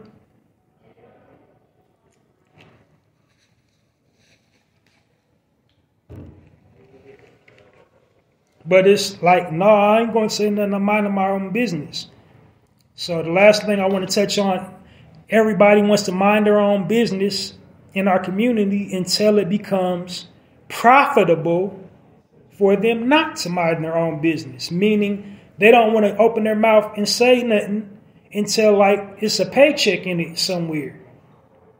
Like, be righteous all the time. Don't pick opportune moments to be righteous. If you're righteous, you're righteous. If you foul, you foul. Don't try to, masquerade foulness as righteousness. You speaking up because that's the good thing to do. You're speaking up for a paycheck. Knock it off. You're speaking up because you want to promote your project. You want to promote a book. You want to get some clicks. You want to get some views. You ain't speaking up on it because, it's just the right thing to do. You're speaking up on it because it's something in it. You can leverage some money in it some type of way. That's why you're choosing to speak up. And we know the ones that's doing it, and we know the ones that really was. You can hear it in their the way they recant their experience. You can hear it in their voice, who sincerely really was affected by these alleged things, and the ones that's in it for the clout. Another person I do really find sincere about it. He's been like saying it since the beginning. Freddie P of making the band, he was airing out the dirty laundry long before the Cassie thing. But everybody went to label him as, a disgruntled bad boy employee. So it's a balance. Because for every, one person that ain't got nothing good to say about him, there's about 4 or 5. Now there's people coming out the woodwork to defend him. Young Jock defending him. Not excusing it, but just his accounts, he never saw none of it and didn't get those vibes from him, according to him, But we've all seen it. And we've all participated kind of passively, aggressively as an audience. We've seen him say sus type stuff in interviews. We've seen him say, we've seen videos where he was doing sus-like stuff in the party with, his pants down around his ankles. We've seen it. He's been posting and sharing that on Instagram and everything. But one last thing, I said it last time. I keep on saying one last thing, and I keep on, saying add more stuff. But as a people, we don't foster that forgiving atmosphere. We don't foster the atmosphere where, one of us, if we do fall short, can come forward and say, hey, I'm sick. I got a problem. I did do this.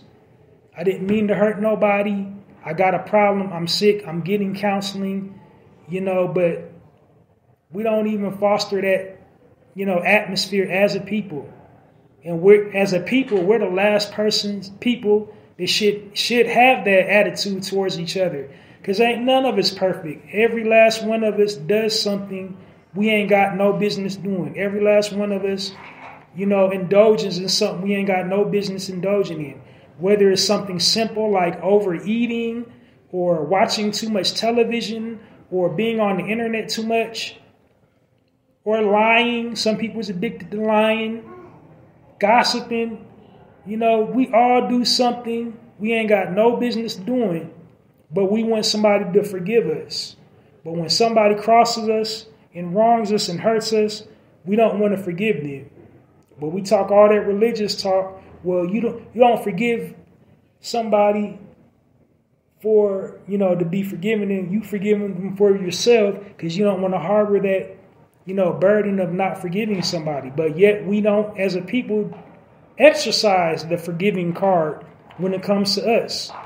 There ain't no forgiveness when another original man or an original woman wrongs another original man or original woman. We don't have that energy for each other.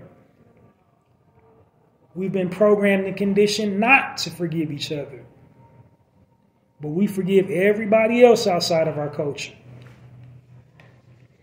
And that's really all I want to say on Diddy's little situation. I made an oversight. I actually skipped. I went out of sequence. I did my speaking point this week because after the spotlight section, I got a health and wellness section. But I skipped over it because these two, I went out of sequence this week because these two subjects are just so loaded. I want to make sure I cover all my bases and not, exceed my time limit I set for myself. I mean, I've already exceeded it, but I didn't want to drastically exceed it. But anyway, next order of business, our brother Ye, he's back in the media for his on-air rants. And he's just doing Ye doing what Ye do. exposing the powers that be, intelligently, naming all these secret organizations and, speaking a whole lot of truth to power. And, my only thing I'ma always say is like the intelligence is there. The knowledge is there. Like, he knows it. He's experienced. He's seen it with his own eyes. He's been calling it out since day one. It's just that his energy in which to expose these foul things is, off. It's not emotionally intelligent, and it's not progressive. He's not having a progressive conversation to where somebody can pull something productive away from the things that he's saying. It's because it's so emotional and erratic, you can't really fully process what he's saying. And he does it all the time. So he's saying naming all the things, the powers that be, everything he's saying fact checks, but I'm going to just only point out a few things that I personally had a problem with, because the majority of the things that he's experiencing in his life is self-inflicted. It's self-inflicted, and hear me out. My disclaimer before I go into my synopsis on Brother Ye, I'm not opposed to interracial dating. I'm not opposed to interracial relationships. I'm not opposed to interracial marriage. I believe in love.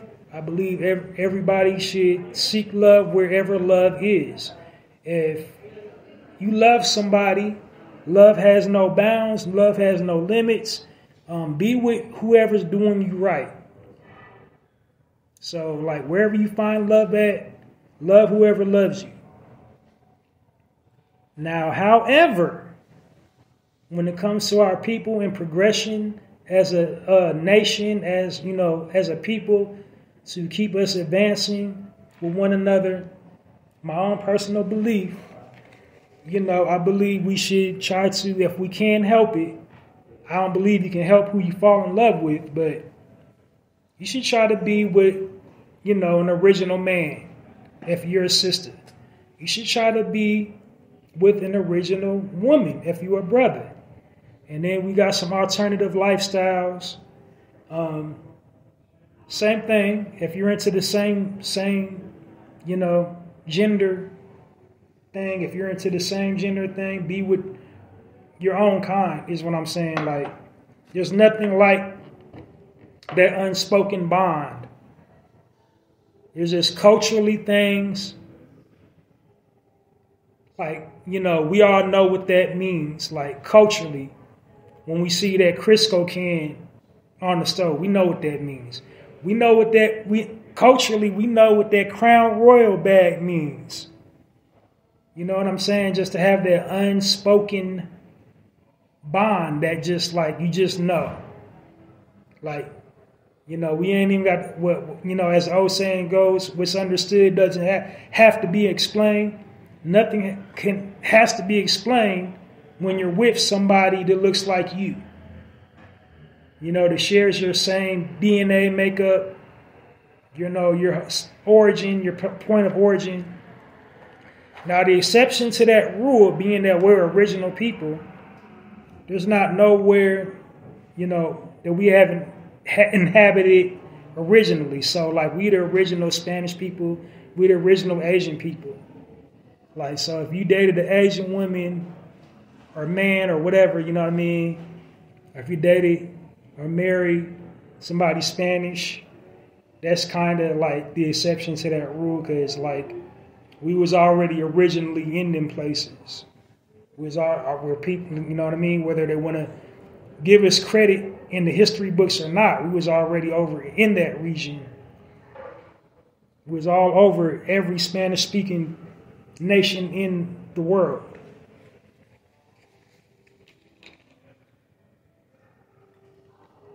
But I digress. So, and the reason why I'm saying a lot of the things he was griping about in his latest rant was self-inflicted because, and again, I don't have anything about interracial relationships or dating, is because he got with Kimberly Kardashian, a wealthy white woman. And, culturally, they just don't have nothing in common. She can't relate to his pain. She can't relate to his upbringing. So, what did you really think that relationship, how did you think you was coming out in that relationship? That's just on the cultural side of it. Then on the social side of it, you knew she was promiscuous. You knew she wasn't with the monogamous relationship.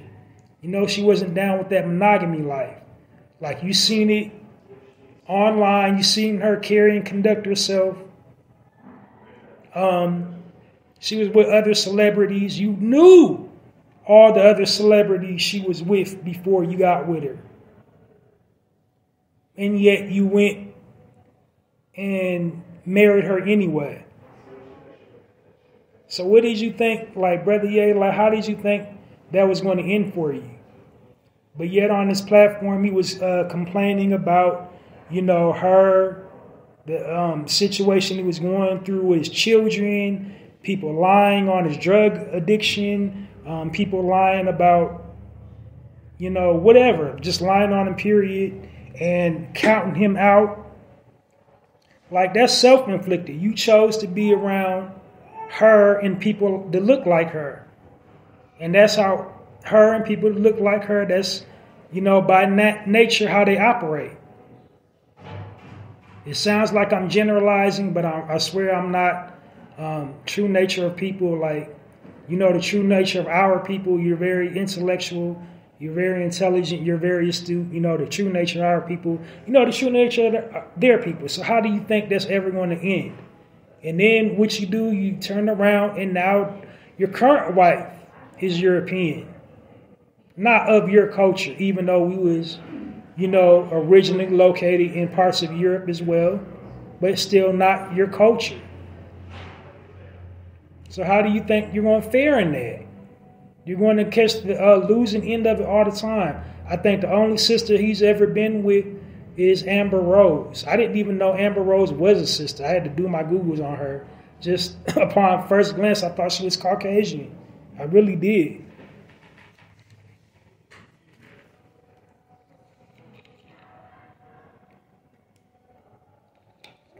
But he's in, you got an affinity for European features.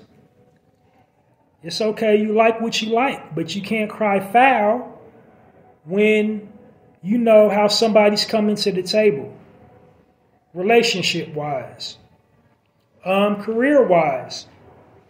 He was naming all these institutions, people that thwarted his success. He was talking about the Medici family. He was talking about dropping gems, big gems about the Medici family, the House of Louis Vuitton and all these European fashion, how they do, and the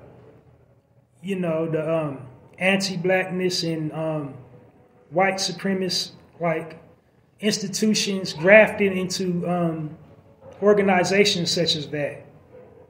So he's very good at pointing that out, but then also he's dropping the ball on accountability because you wanted to be a fashion designer.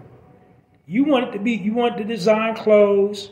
You wanted to design shoes. He said he was drawing shoes since he was 12 and designing, and people was laughing at him. Our own brothers and sisters was outcasting them, laughing at him, calling him a nerd. So knowing that, nerds grow up successful and they become the shot callers. They become, they go from the ostracized, ridiculed people to the people in power to make important decisions. So you know that. You chose that in life. You can't cry foul about that. You can't cry foul about Adidas because they didn't send you out just because you're black. They do that to everybody. Like all these fashion places, if you let them, they'll steal from you. If you don't have the knowledge, the record industry, they'll steal from you. You know, if you don't get that good, you know, understanding about your catalog and get control of your licensing, they'll take it from you. They'll make you a slave. They'll take it from you. Fashion industry, they'll steal your designs and take it from you, try to trick you out of stuff you designed and steal your money some type of way. They do that to everybody. They didn't single you out just because you're black. So, nah, brother, you can't cry foul on that. That was self-inflicted. You did that on your own. Then he complained about, you know, how dirty, you know, he did with their children, the game she was playing. Like, all females do that. I ain't going to say all females. I ain't going to make generalizations, all females. But all manipulative females do that. They use their children as human shields against the father.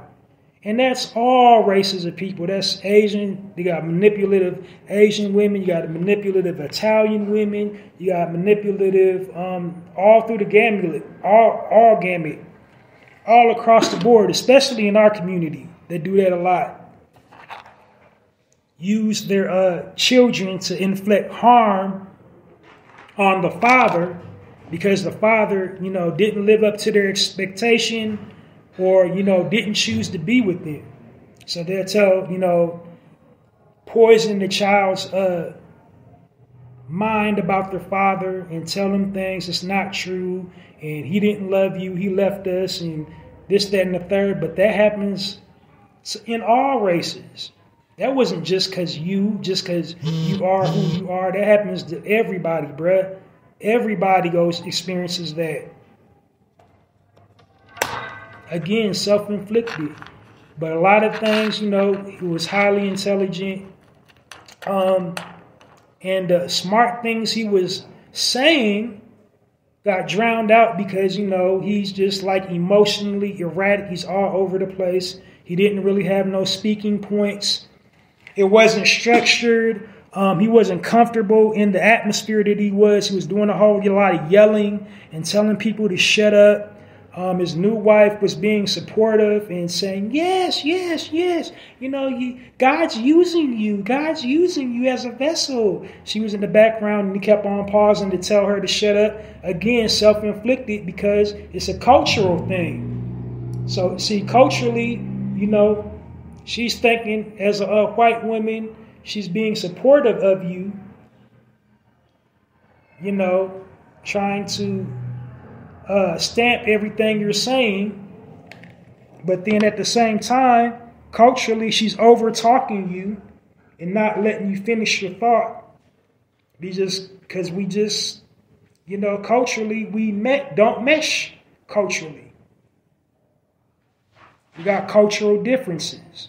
And again, I'm not against interracial dating, interracial relationships. I would say a good 70% of my family are products of interracial relations. I got over 30 cousins who are, you know, half white. So I'm not against none of it.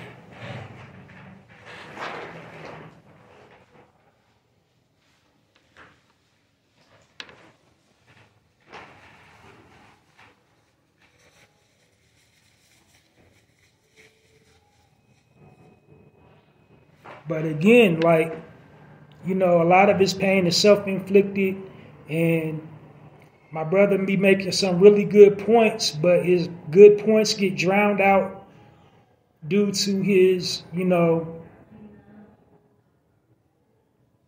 I don't want to say lack, because he's very smart. I don't want to say lack of knowledge, but lack of self-control, because he's not exercising emotional intelligence.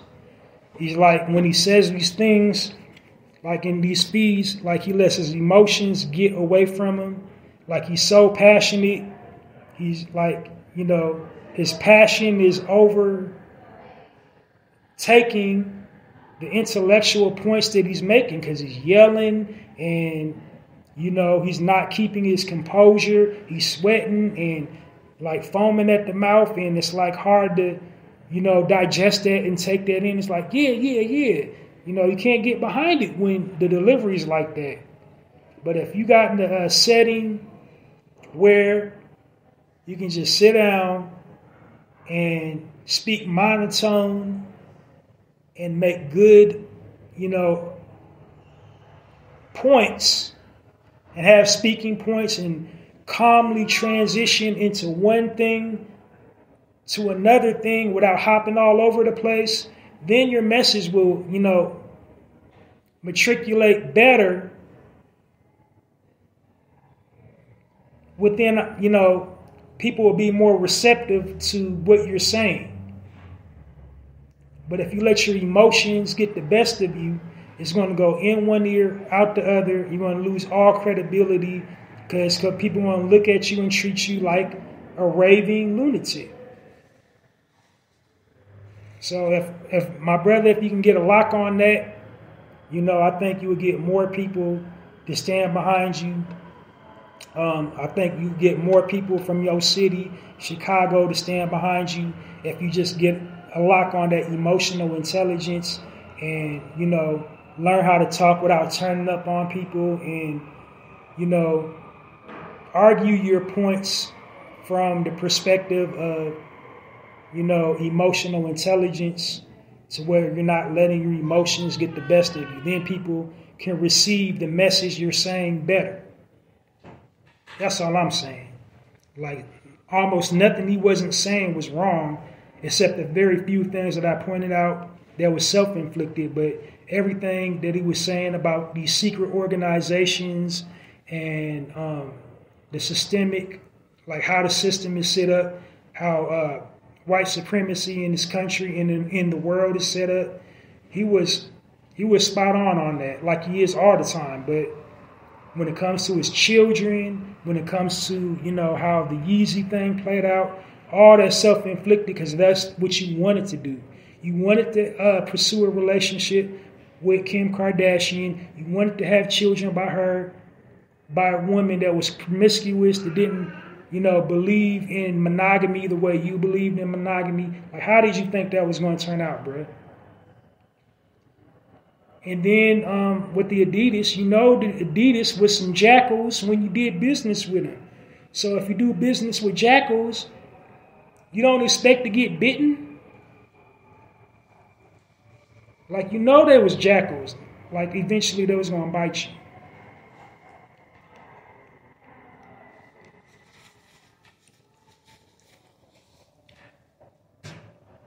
So those are the only two speaking points that I have for this evening. Now I'm going to transition into my health and wellness. I did it out of sequence this week because the speaking point, I talked a good 35 minutes on that speaking point. So just imagine if I would have did the health and wellness first before the speaking points, like how long it would have been. But next section here on the Narrator Podcast is my health and wellness section. And this section, it is just how it sounds. I'm giving my listeners tips about health and wellness.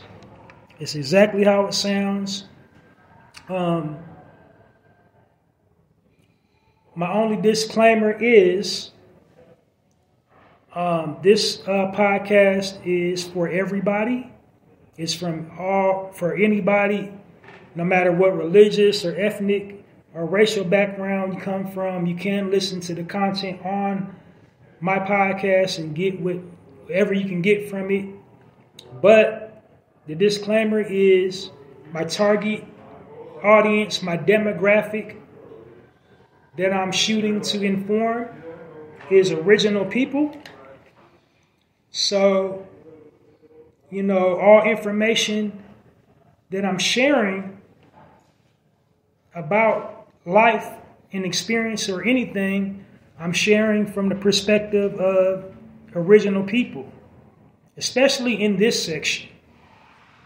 Because while a lot of us are religious and believe in God and Allah and whatever, and in religion they teach us, we are all created equal. We're all just, one blood. We all bleed, red. Our blood is blue and we all bleed red. And, we're all equal.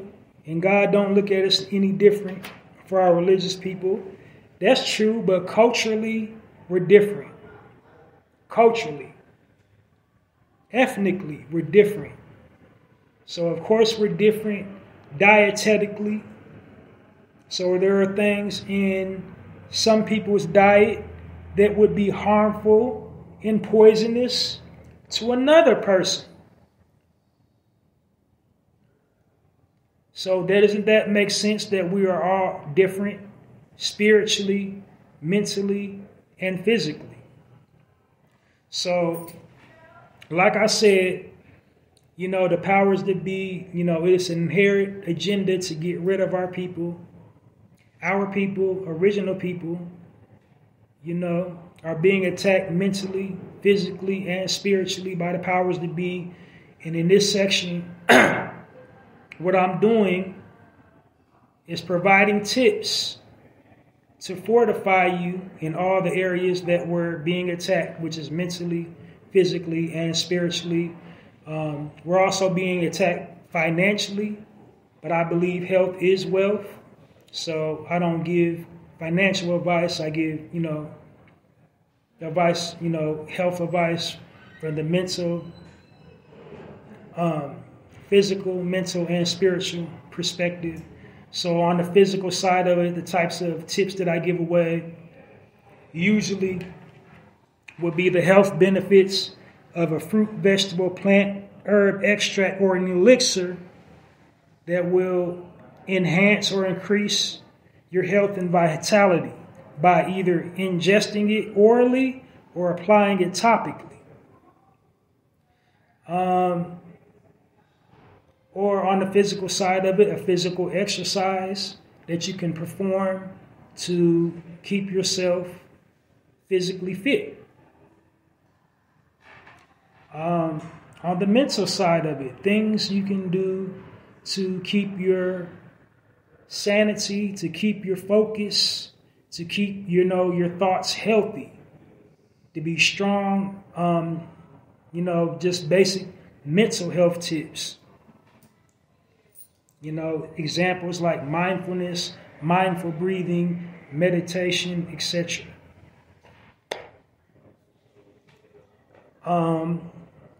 Now, on the spiritual side of it, talk about things like, again, meditation, because meditation is spiritual. Other spiritual practices such as like frequency and, vibration and, alignment, stuff like that, and prayer and affirmations and all that good stuff. On the spiritual side of it, to keep you spiritually aligned with the essence of who you are. And then every once in a blue moon, I throw a curveball. I talk about quantum law, divine law, law of attraction type stuff. But this week, I'm talking about something super duper basic. This week, health and wellness tip here on the Narrative Podcast is something very simple, basic. It's not going to be too long. It's about the absorption of nutrients, how our bodies metabolize food, and basically my health and wellness tip for this week here on the Narrative Podcast is not to mix food and beverage. I'm going to say it again. Don't mix food and bev. Now I'm going to tell you why. I don't know. I'll be on social media a lot. I love a guy on social media. I think he's called General Aki. And his tagline is, he makes these weird, obscure sandwiches, just a whole bunch of stuff that don't go together. And then at the end of it, he pairs it with a beverage. And his tagline is, can't forget the bev, never, never, never. But anyway, when it comes to your health and wellness, especially for original people, forget the bev. And reason being is because solid food is not meant to be chased with beverage. As you see, our bodies is like simple and complex at the same time. As powerful as our digestive system is, as powerful as our stomach acids are, the acids in our stomach to break down solid food, our digestive process breaks things down in stages. It breaks down food and nutrients and all that and sugars and fats. It breaks them down in stages. That's why you shouldn't really mix ingredients. Like, we've been taught all wrong how to eat. Because we've been taught, supposed to have a protein, a starch, and a grain. And then maybe some roughages. And that's a complete balanced meal. But that's imbalance. And that's throwing out our natural balance. You're only supposed to eat one type of food at a time so your body can break it down in stages properly. You're supposed to eat at a certain time of day.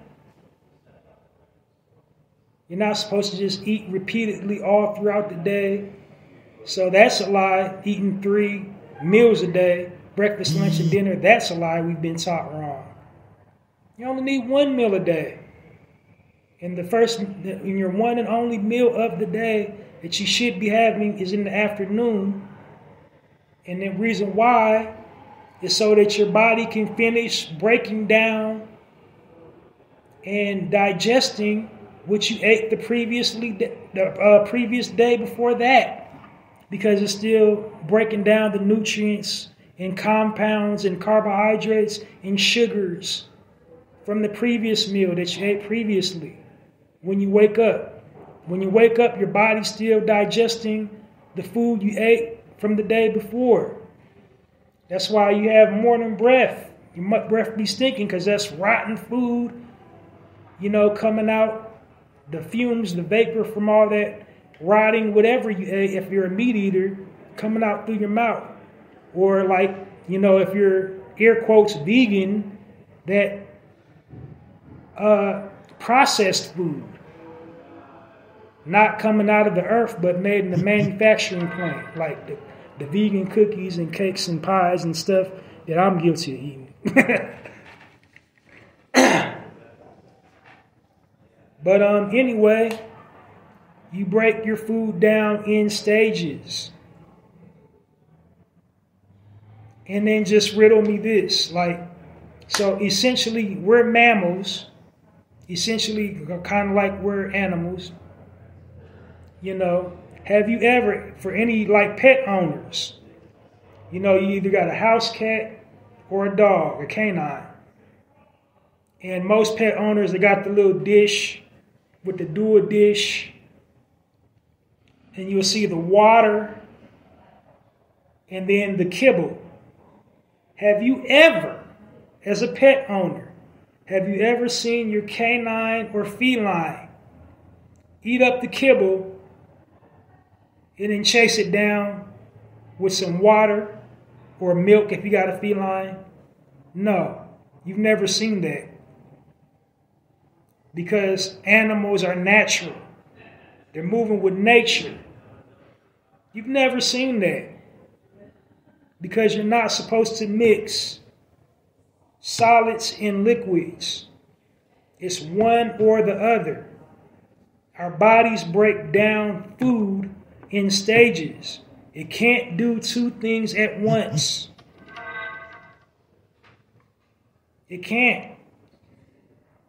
So, you see guys all buffed and women all buffed and looking all shredded, and they do their little pre-workout and they have their, juices and smoothies. Like they eat something solid and then they drink something. Not supposed to be doing that. You might physically look fit, but internally you're a wreck. You're sending your body into shock. You're not supposed to eat and drink. More in nature. Predators. Lions. Tigers. Bears. When the last time you ever seen a bear or a lion or whatever, or like a carnivore, a predator, like a lion, a tiger, or some type of meat eater, go out, slaughter an animal, they'll eat the carcass on for however much they eat it on, and then they're done. They lay down for a day, a couple hours, or maybe a whole entire day. But when they want water, when they require water, they'll drink just water. But you've never seen them pair food, solids, and water. Never. And we're the same way as humans. Like, we're not designed to break down two things at once either. So, it's really difficult, but you got to untrain yourself from the things that we've been trained, because the way we've been trained in society is wrong. They've been it's wrong. You don't need 3 meals a day. You definitely don't need dairy in your diet that comes from cows.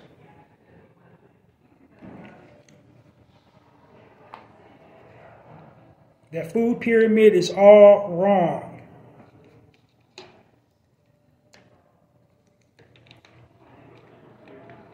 So not saying like you can't have a variety of foods, but just you shouldn't be eating it all at once, and you definitely shouldn't be pairing solid food and liquids. You got to break yourself of that. Like, it's going to take discipline and practice. It's one or the other, because that's how our bodies work. Our bodies can't do two things at once. As living beings, we can't walk and chew gum at the same time. Internally, biologically.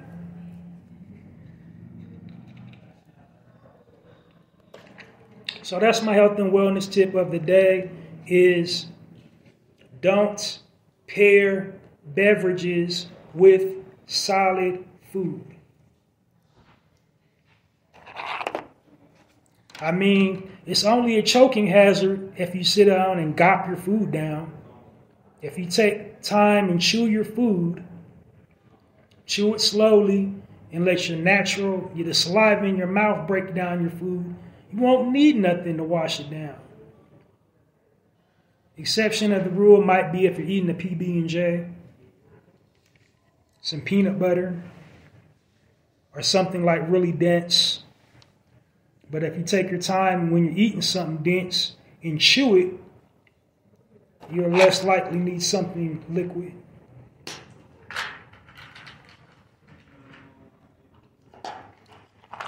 All right. So that's it for my health and wellness section of the day.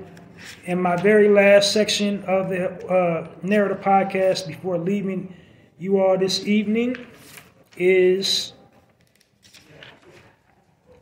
my final word of the day.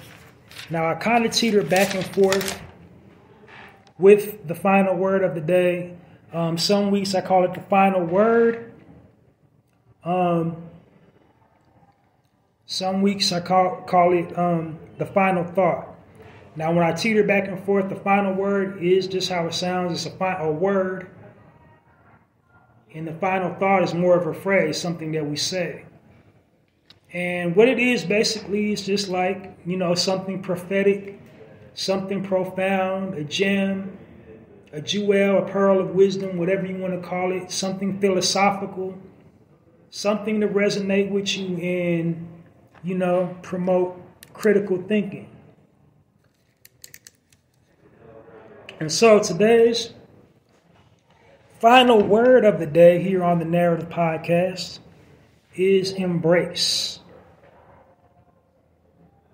A lot of us, we want change. A lot of us are driven, very heavily goal-oriented, which is a good thing. It's a very good thing to be goal-oriented, to have a purpose, to have a sense of urgency about yourself, to want to change personal things within your life. We all strive for that. As living beings,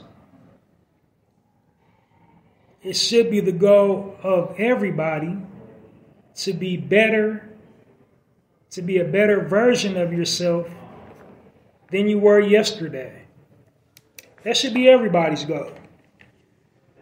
But I think where we lose ourselves at is while we're doing that, we forget to do one thing.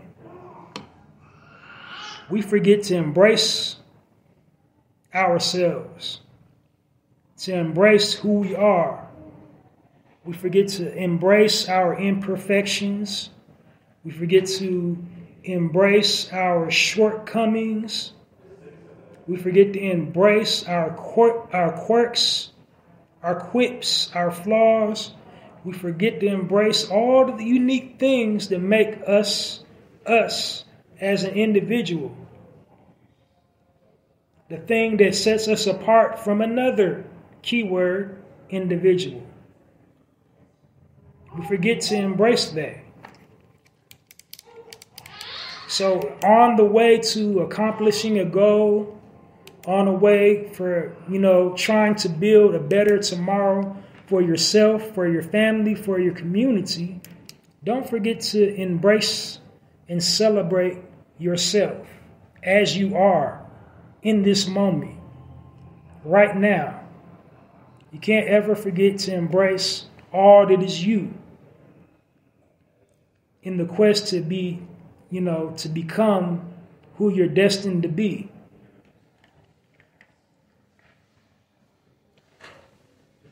So, final word of the day here on the Narrative Podcast is embrace. And that's it and that's all. Thank you for listening to another full edition of the Narrative Podcast. This episode is a wrap. Now, I broadcast 2 times during the week. Once during the weekday and every weekend without fail on the weekend, full episodes. And my formats is a little different. So my full episodes, you already heard and witnessed the format. I got it in the sections. Each section has a speaking point. During the weekday, my format's a little different. I only have 2 sections. One section is I'm just sharing articles. In the second section, in a live edition of the Narrative Podcast, I'm sharing a speaking point like I did this evening. But, just 2 sections during a live episode. The kick is I never know what days I'm going to be available to do a live upload of the Narrative Podcast. So to not miss me when I go live, listen to me every single day, wherever you get your podcast information from, so you don't miss me when I'm live. And the best way not to miss me when I'm broadcasting live is to follow me on YouTube. And my YouTube name is Halsey Allen. So on YouTube, just go to YouTube, subscribe to my YouTube channel, Halsey Allen. And also on X, formerly Twitter. Because this platform that I'm on, it broadcasts, directly to my YouTube and directly to X, formerly Twitter. So, the best way not to miss me is my YouTube and my X account, or Twitter, formerly Twitter. I'm going to just say Twitter, because that's just like confusing saying X, formerly Twitter. But yeah, that's essentially how you don't miss me when I'm live, is follow me on YouTube and Twitter. So my YouTube, subscribe to my YouTube channel. I'm Halsey Allen. Hit the subscription button and my notification all. And then also follow me on Twitter. And you should be notified anytime that I'm broadcasting live on my platform, the Narrator Podcast. And remember to download this episode and all previously recorded episodes of the Narrative Podcast. So I will be joining you next week for a live edition and a full edition for certain. But I kind of got some sad news. I think next week is my very last episode of the Narrative Podcast, at least for this year anyway. Because I know the holidays is coming up. So I think like next week is like the 20th. And then the week after that, you know, of course, is Christmas. So you probably won't hear from your brother again and probably till the first or second, or to the second or third week of 24. So, you know, my full episode, tune in. I think I'm going to switch the format. I'm not going to do a highlight section for my full episode over the weekend. I'm probably just going to do a recap type of thing. And I might do a movie review, some fun stuff. But I got some content, though. It'll be pretty good content, how I'm going to set it up next week. But I'm probably not going to broadcast again to like the second week of January, just for the holidays. Not that I celebrate. I don't condone, endorse, you know, this holiday season. Definitely not Christmas. Definitely not New Year's. I'm just adjusting and moving stuff around and, you know, trying to give you guys a better experience. So I'm going to take that time to do that. So what I'll be doing in that wake is probably focusing on my poetry, which is my next thing I'm going to tell you guys about. I'll probably be uploading more poems from my poetry blog, as I won't be like broadcasting during that week. But anyway, another thing that I got going on is I've written a book, and the book is titled Halsey's The Black Card. And the Black Card is available on poetizer.com. Poetizer.com has a self-publishing feature for writers, for poets, and people that write short stories. Basically, it's like a blog community, and you can post your short stories and poems.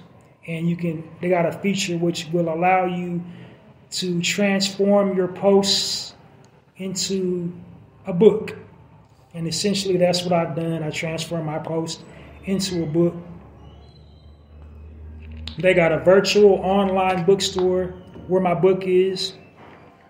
And the title of my book in their virtual online bookstore is called The Black Card. And The Black Card is a comprehensive look about, you know, black culture in its entirety. You know, essentially it's a survival guide. It'll make a great coffee table read, a good travel book. You can snuggle up with that book. You can, you know, read it on the go, but definitely go check that out. And once again, the title is called The Black Card, and it's available on poetizer.com in their virtual online bookstore. So do yourself a tremendous favor and go cop my book, The Black Card, or get your black card revoked. Next order of business, I have a personal poetry blog, which I will be blogging more of for the remainder of 2023. It's available on blogger.com, and the address to access that is www.mrhalseysblogs.com, and the name of my personal poetry blog is called Halsey's Poetry Corner. And Halsey's Poetry Corner poems, they're basically, I just write those on the spur of the moment, in the moment. It's just a collection of poetry I write spontaneously.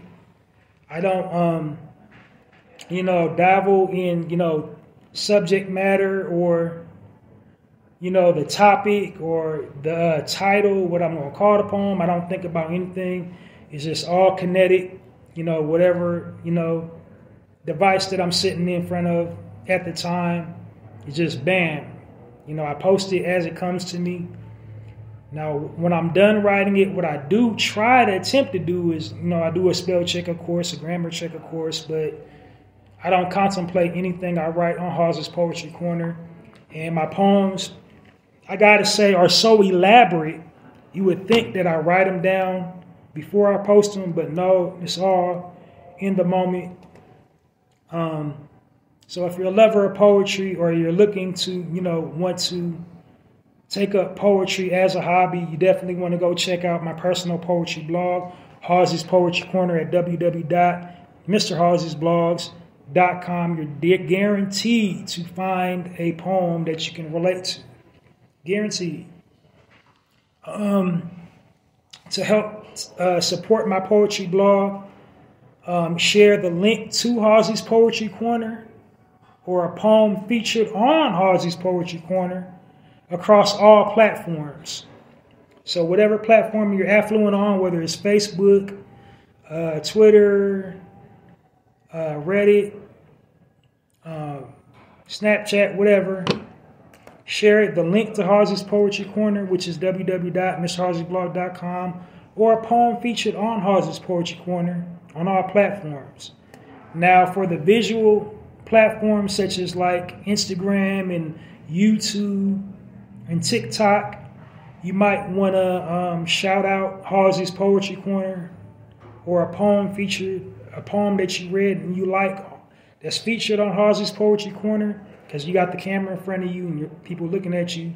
So you might want to help me that way. But definitely just, go to Hawes's Poetry Corner and share poems from Hawes's Poetry Corner or the link to Hawes's Poetry Corner across all platforms. And that, will help me immensely, funnel it back into this platform. So yeah, check me out next week, my last week here on the Narrative Podcast until probably the second or third week of January.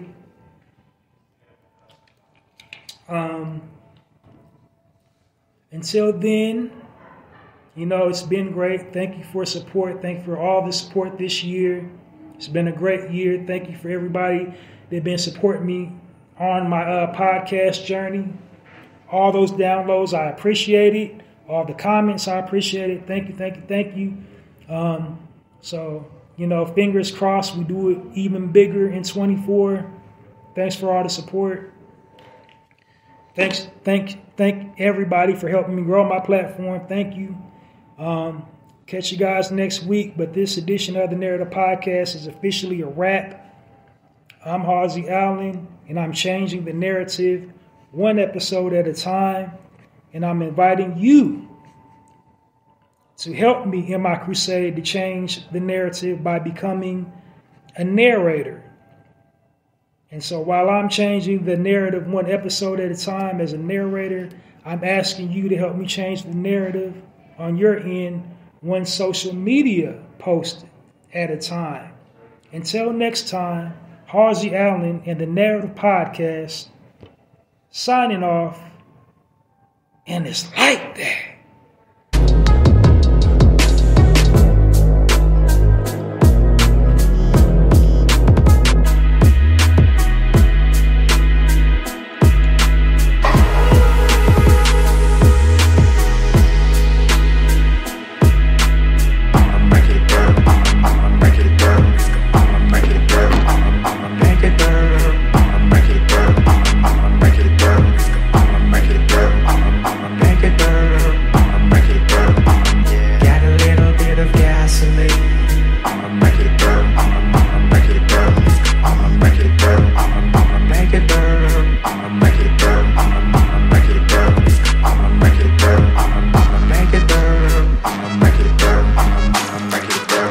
I'ma make it burn.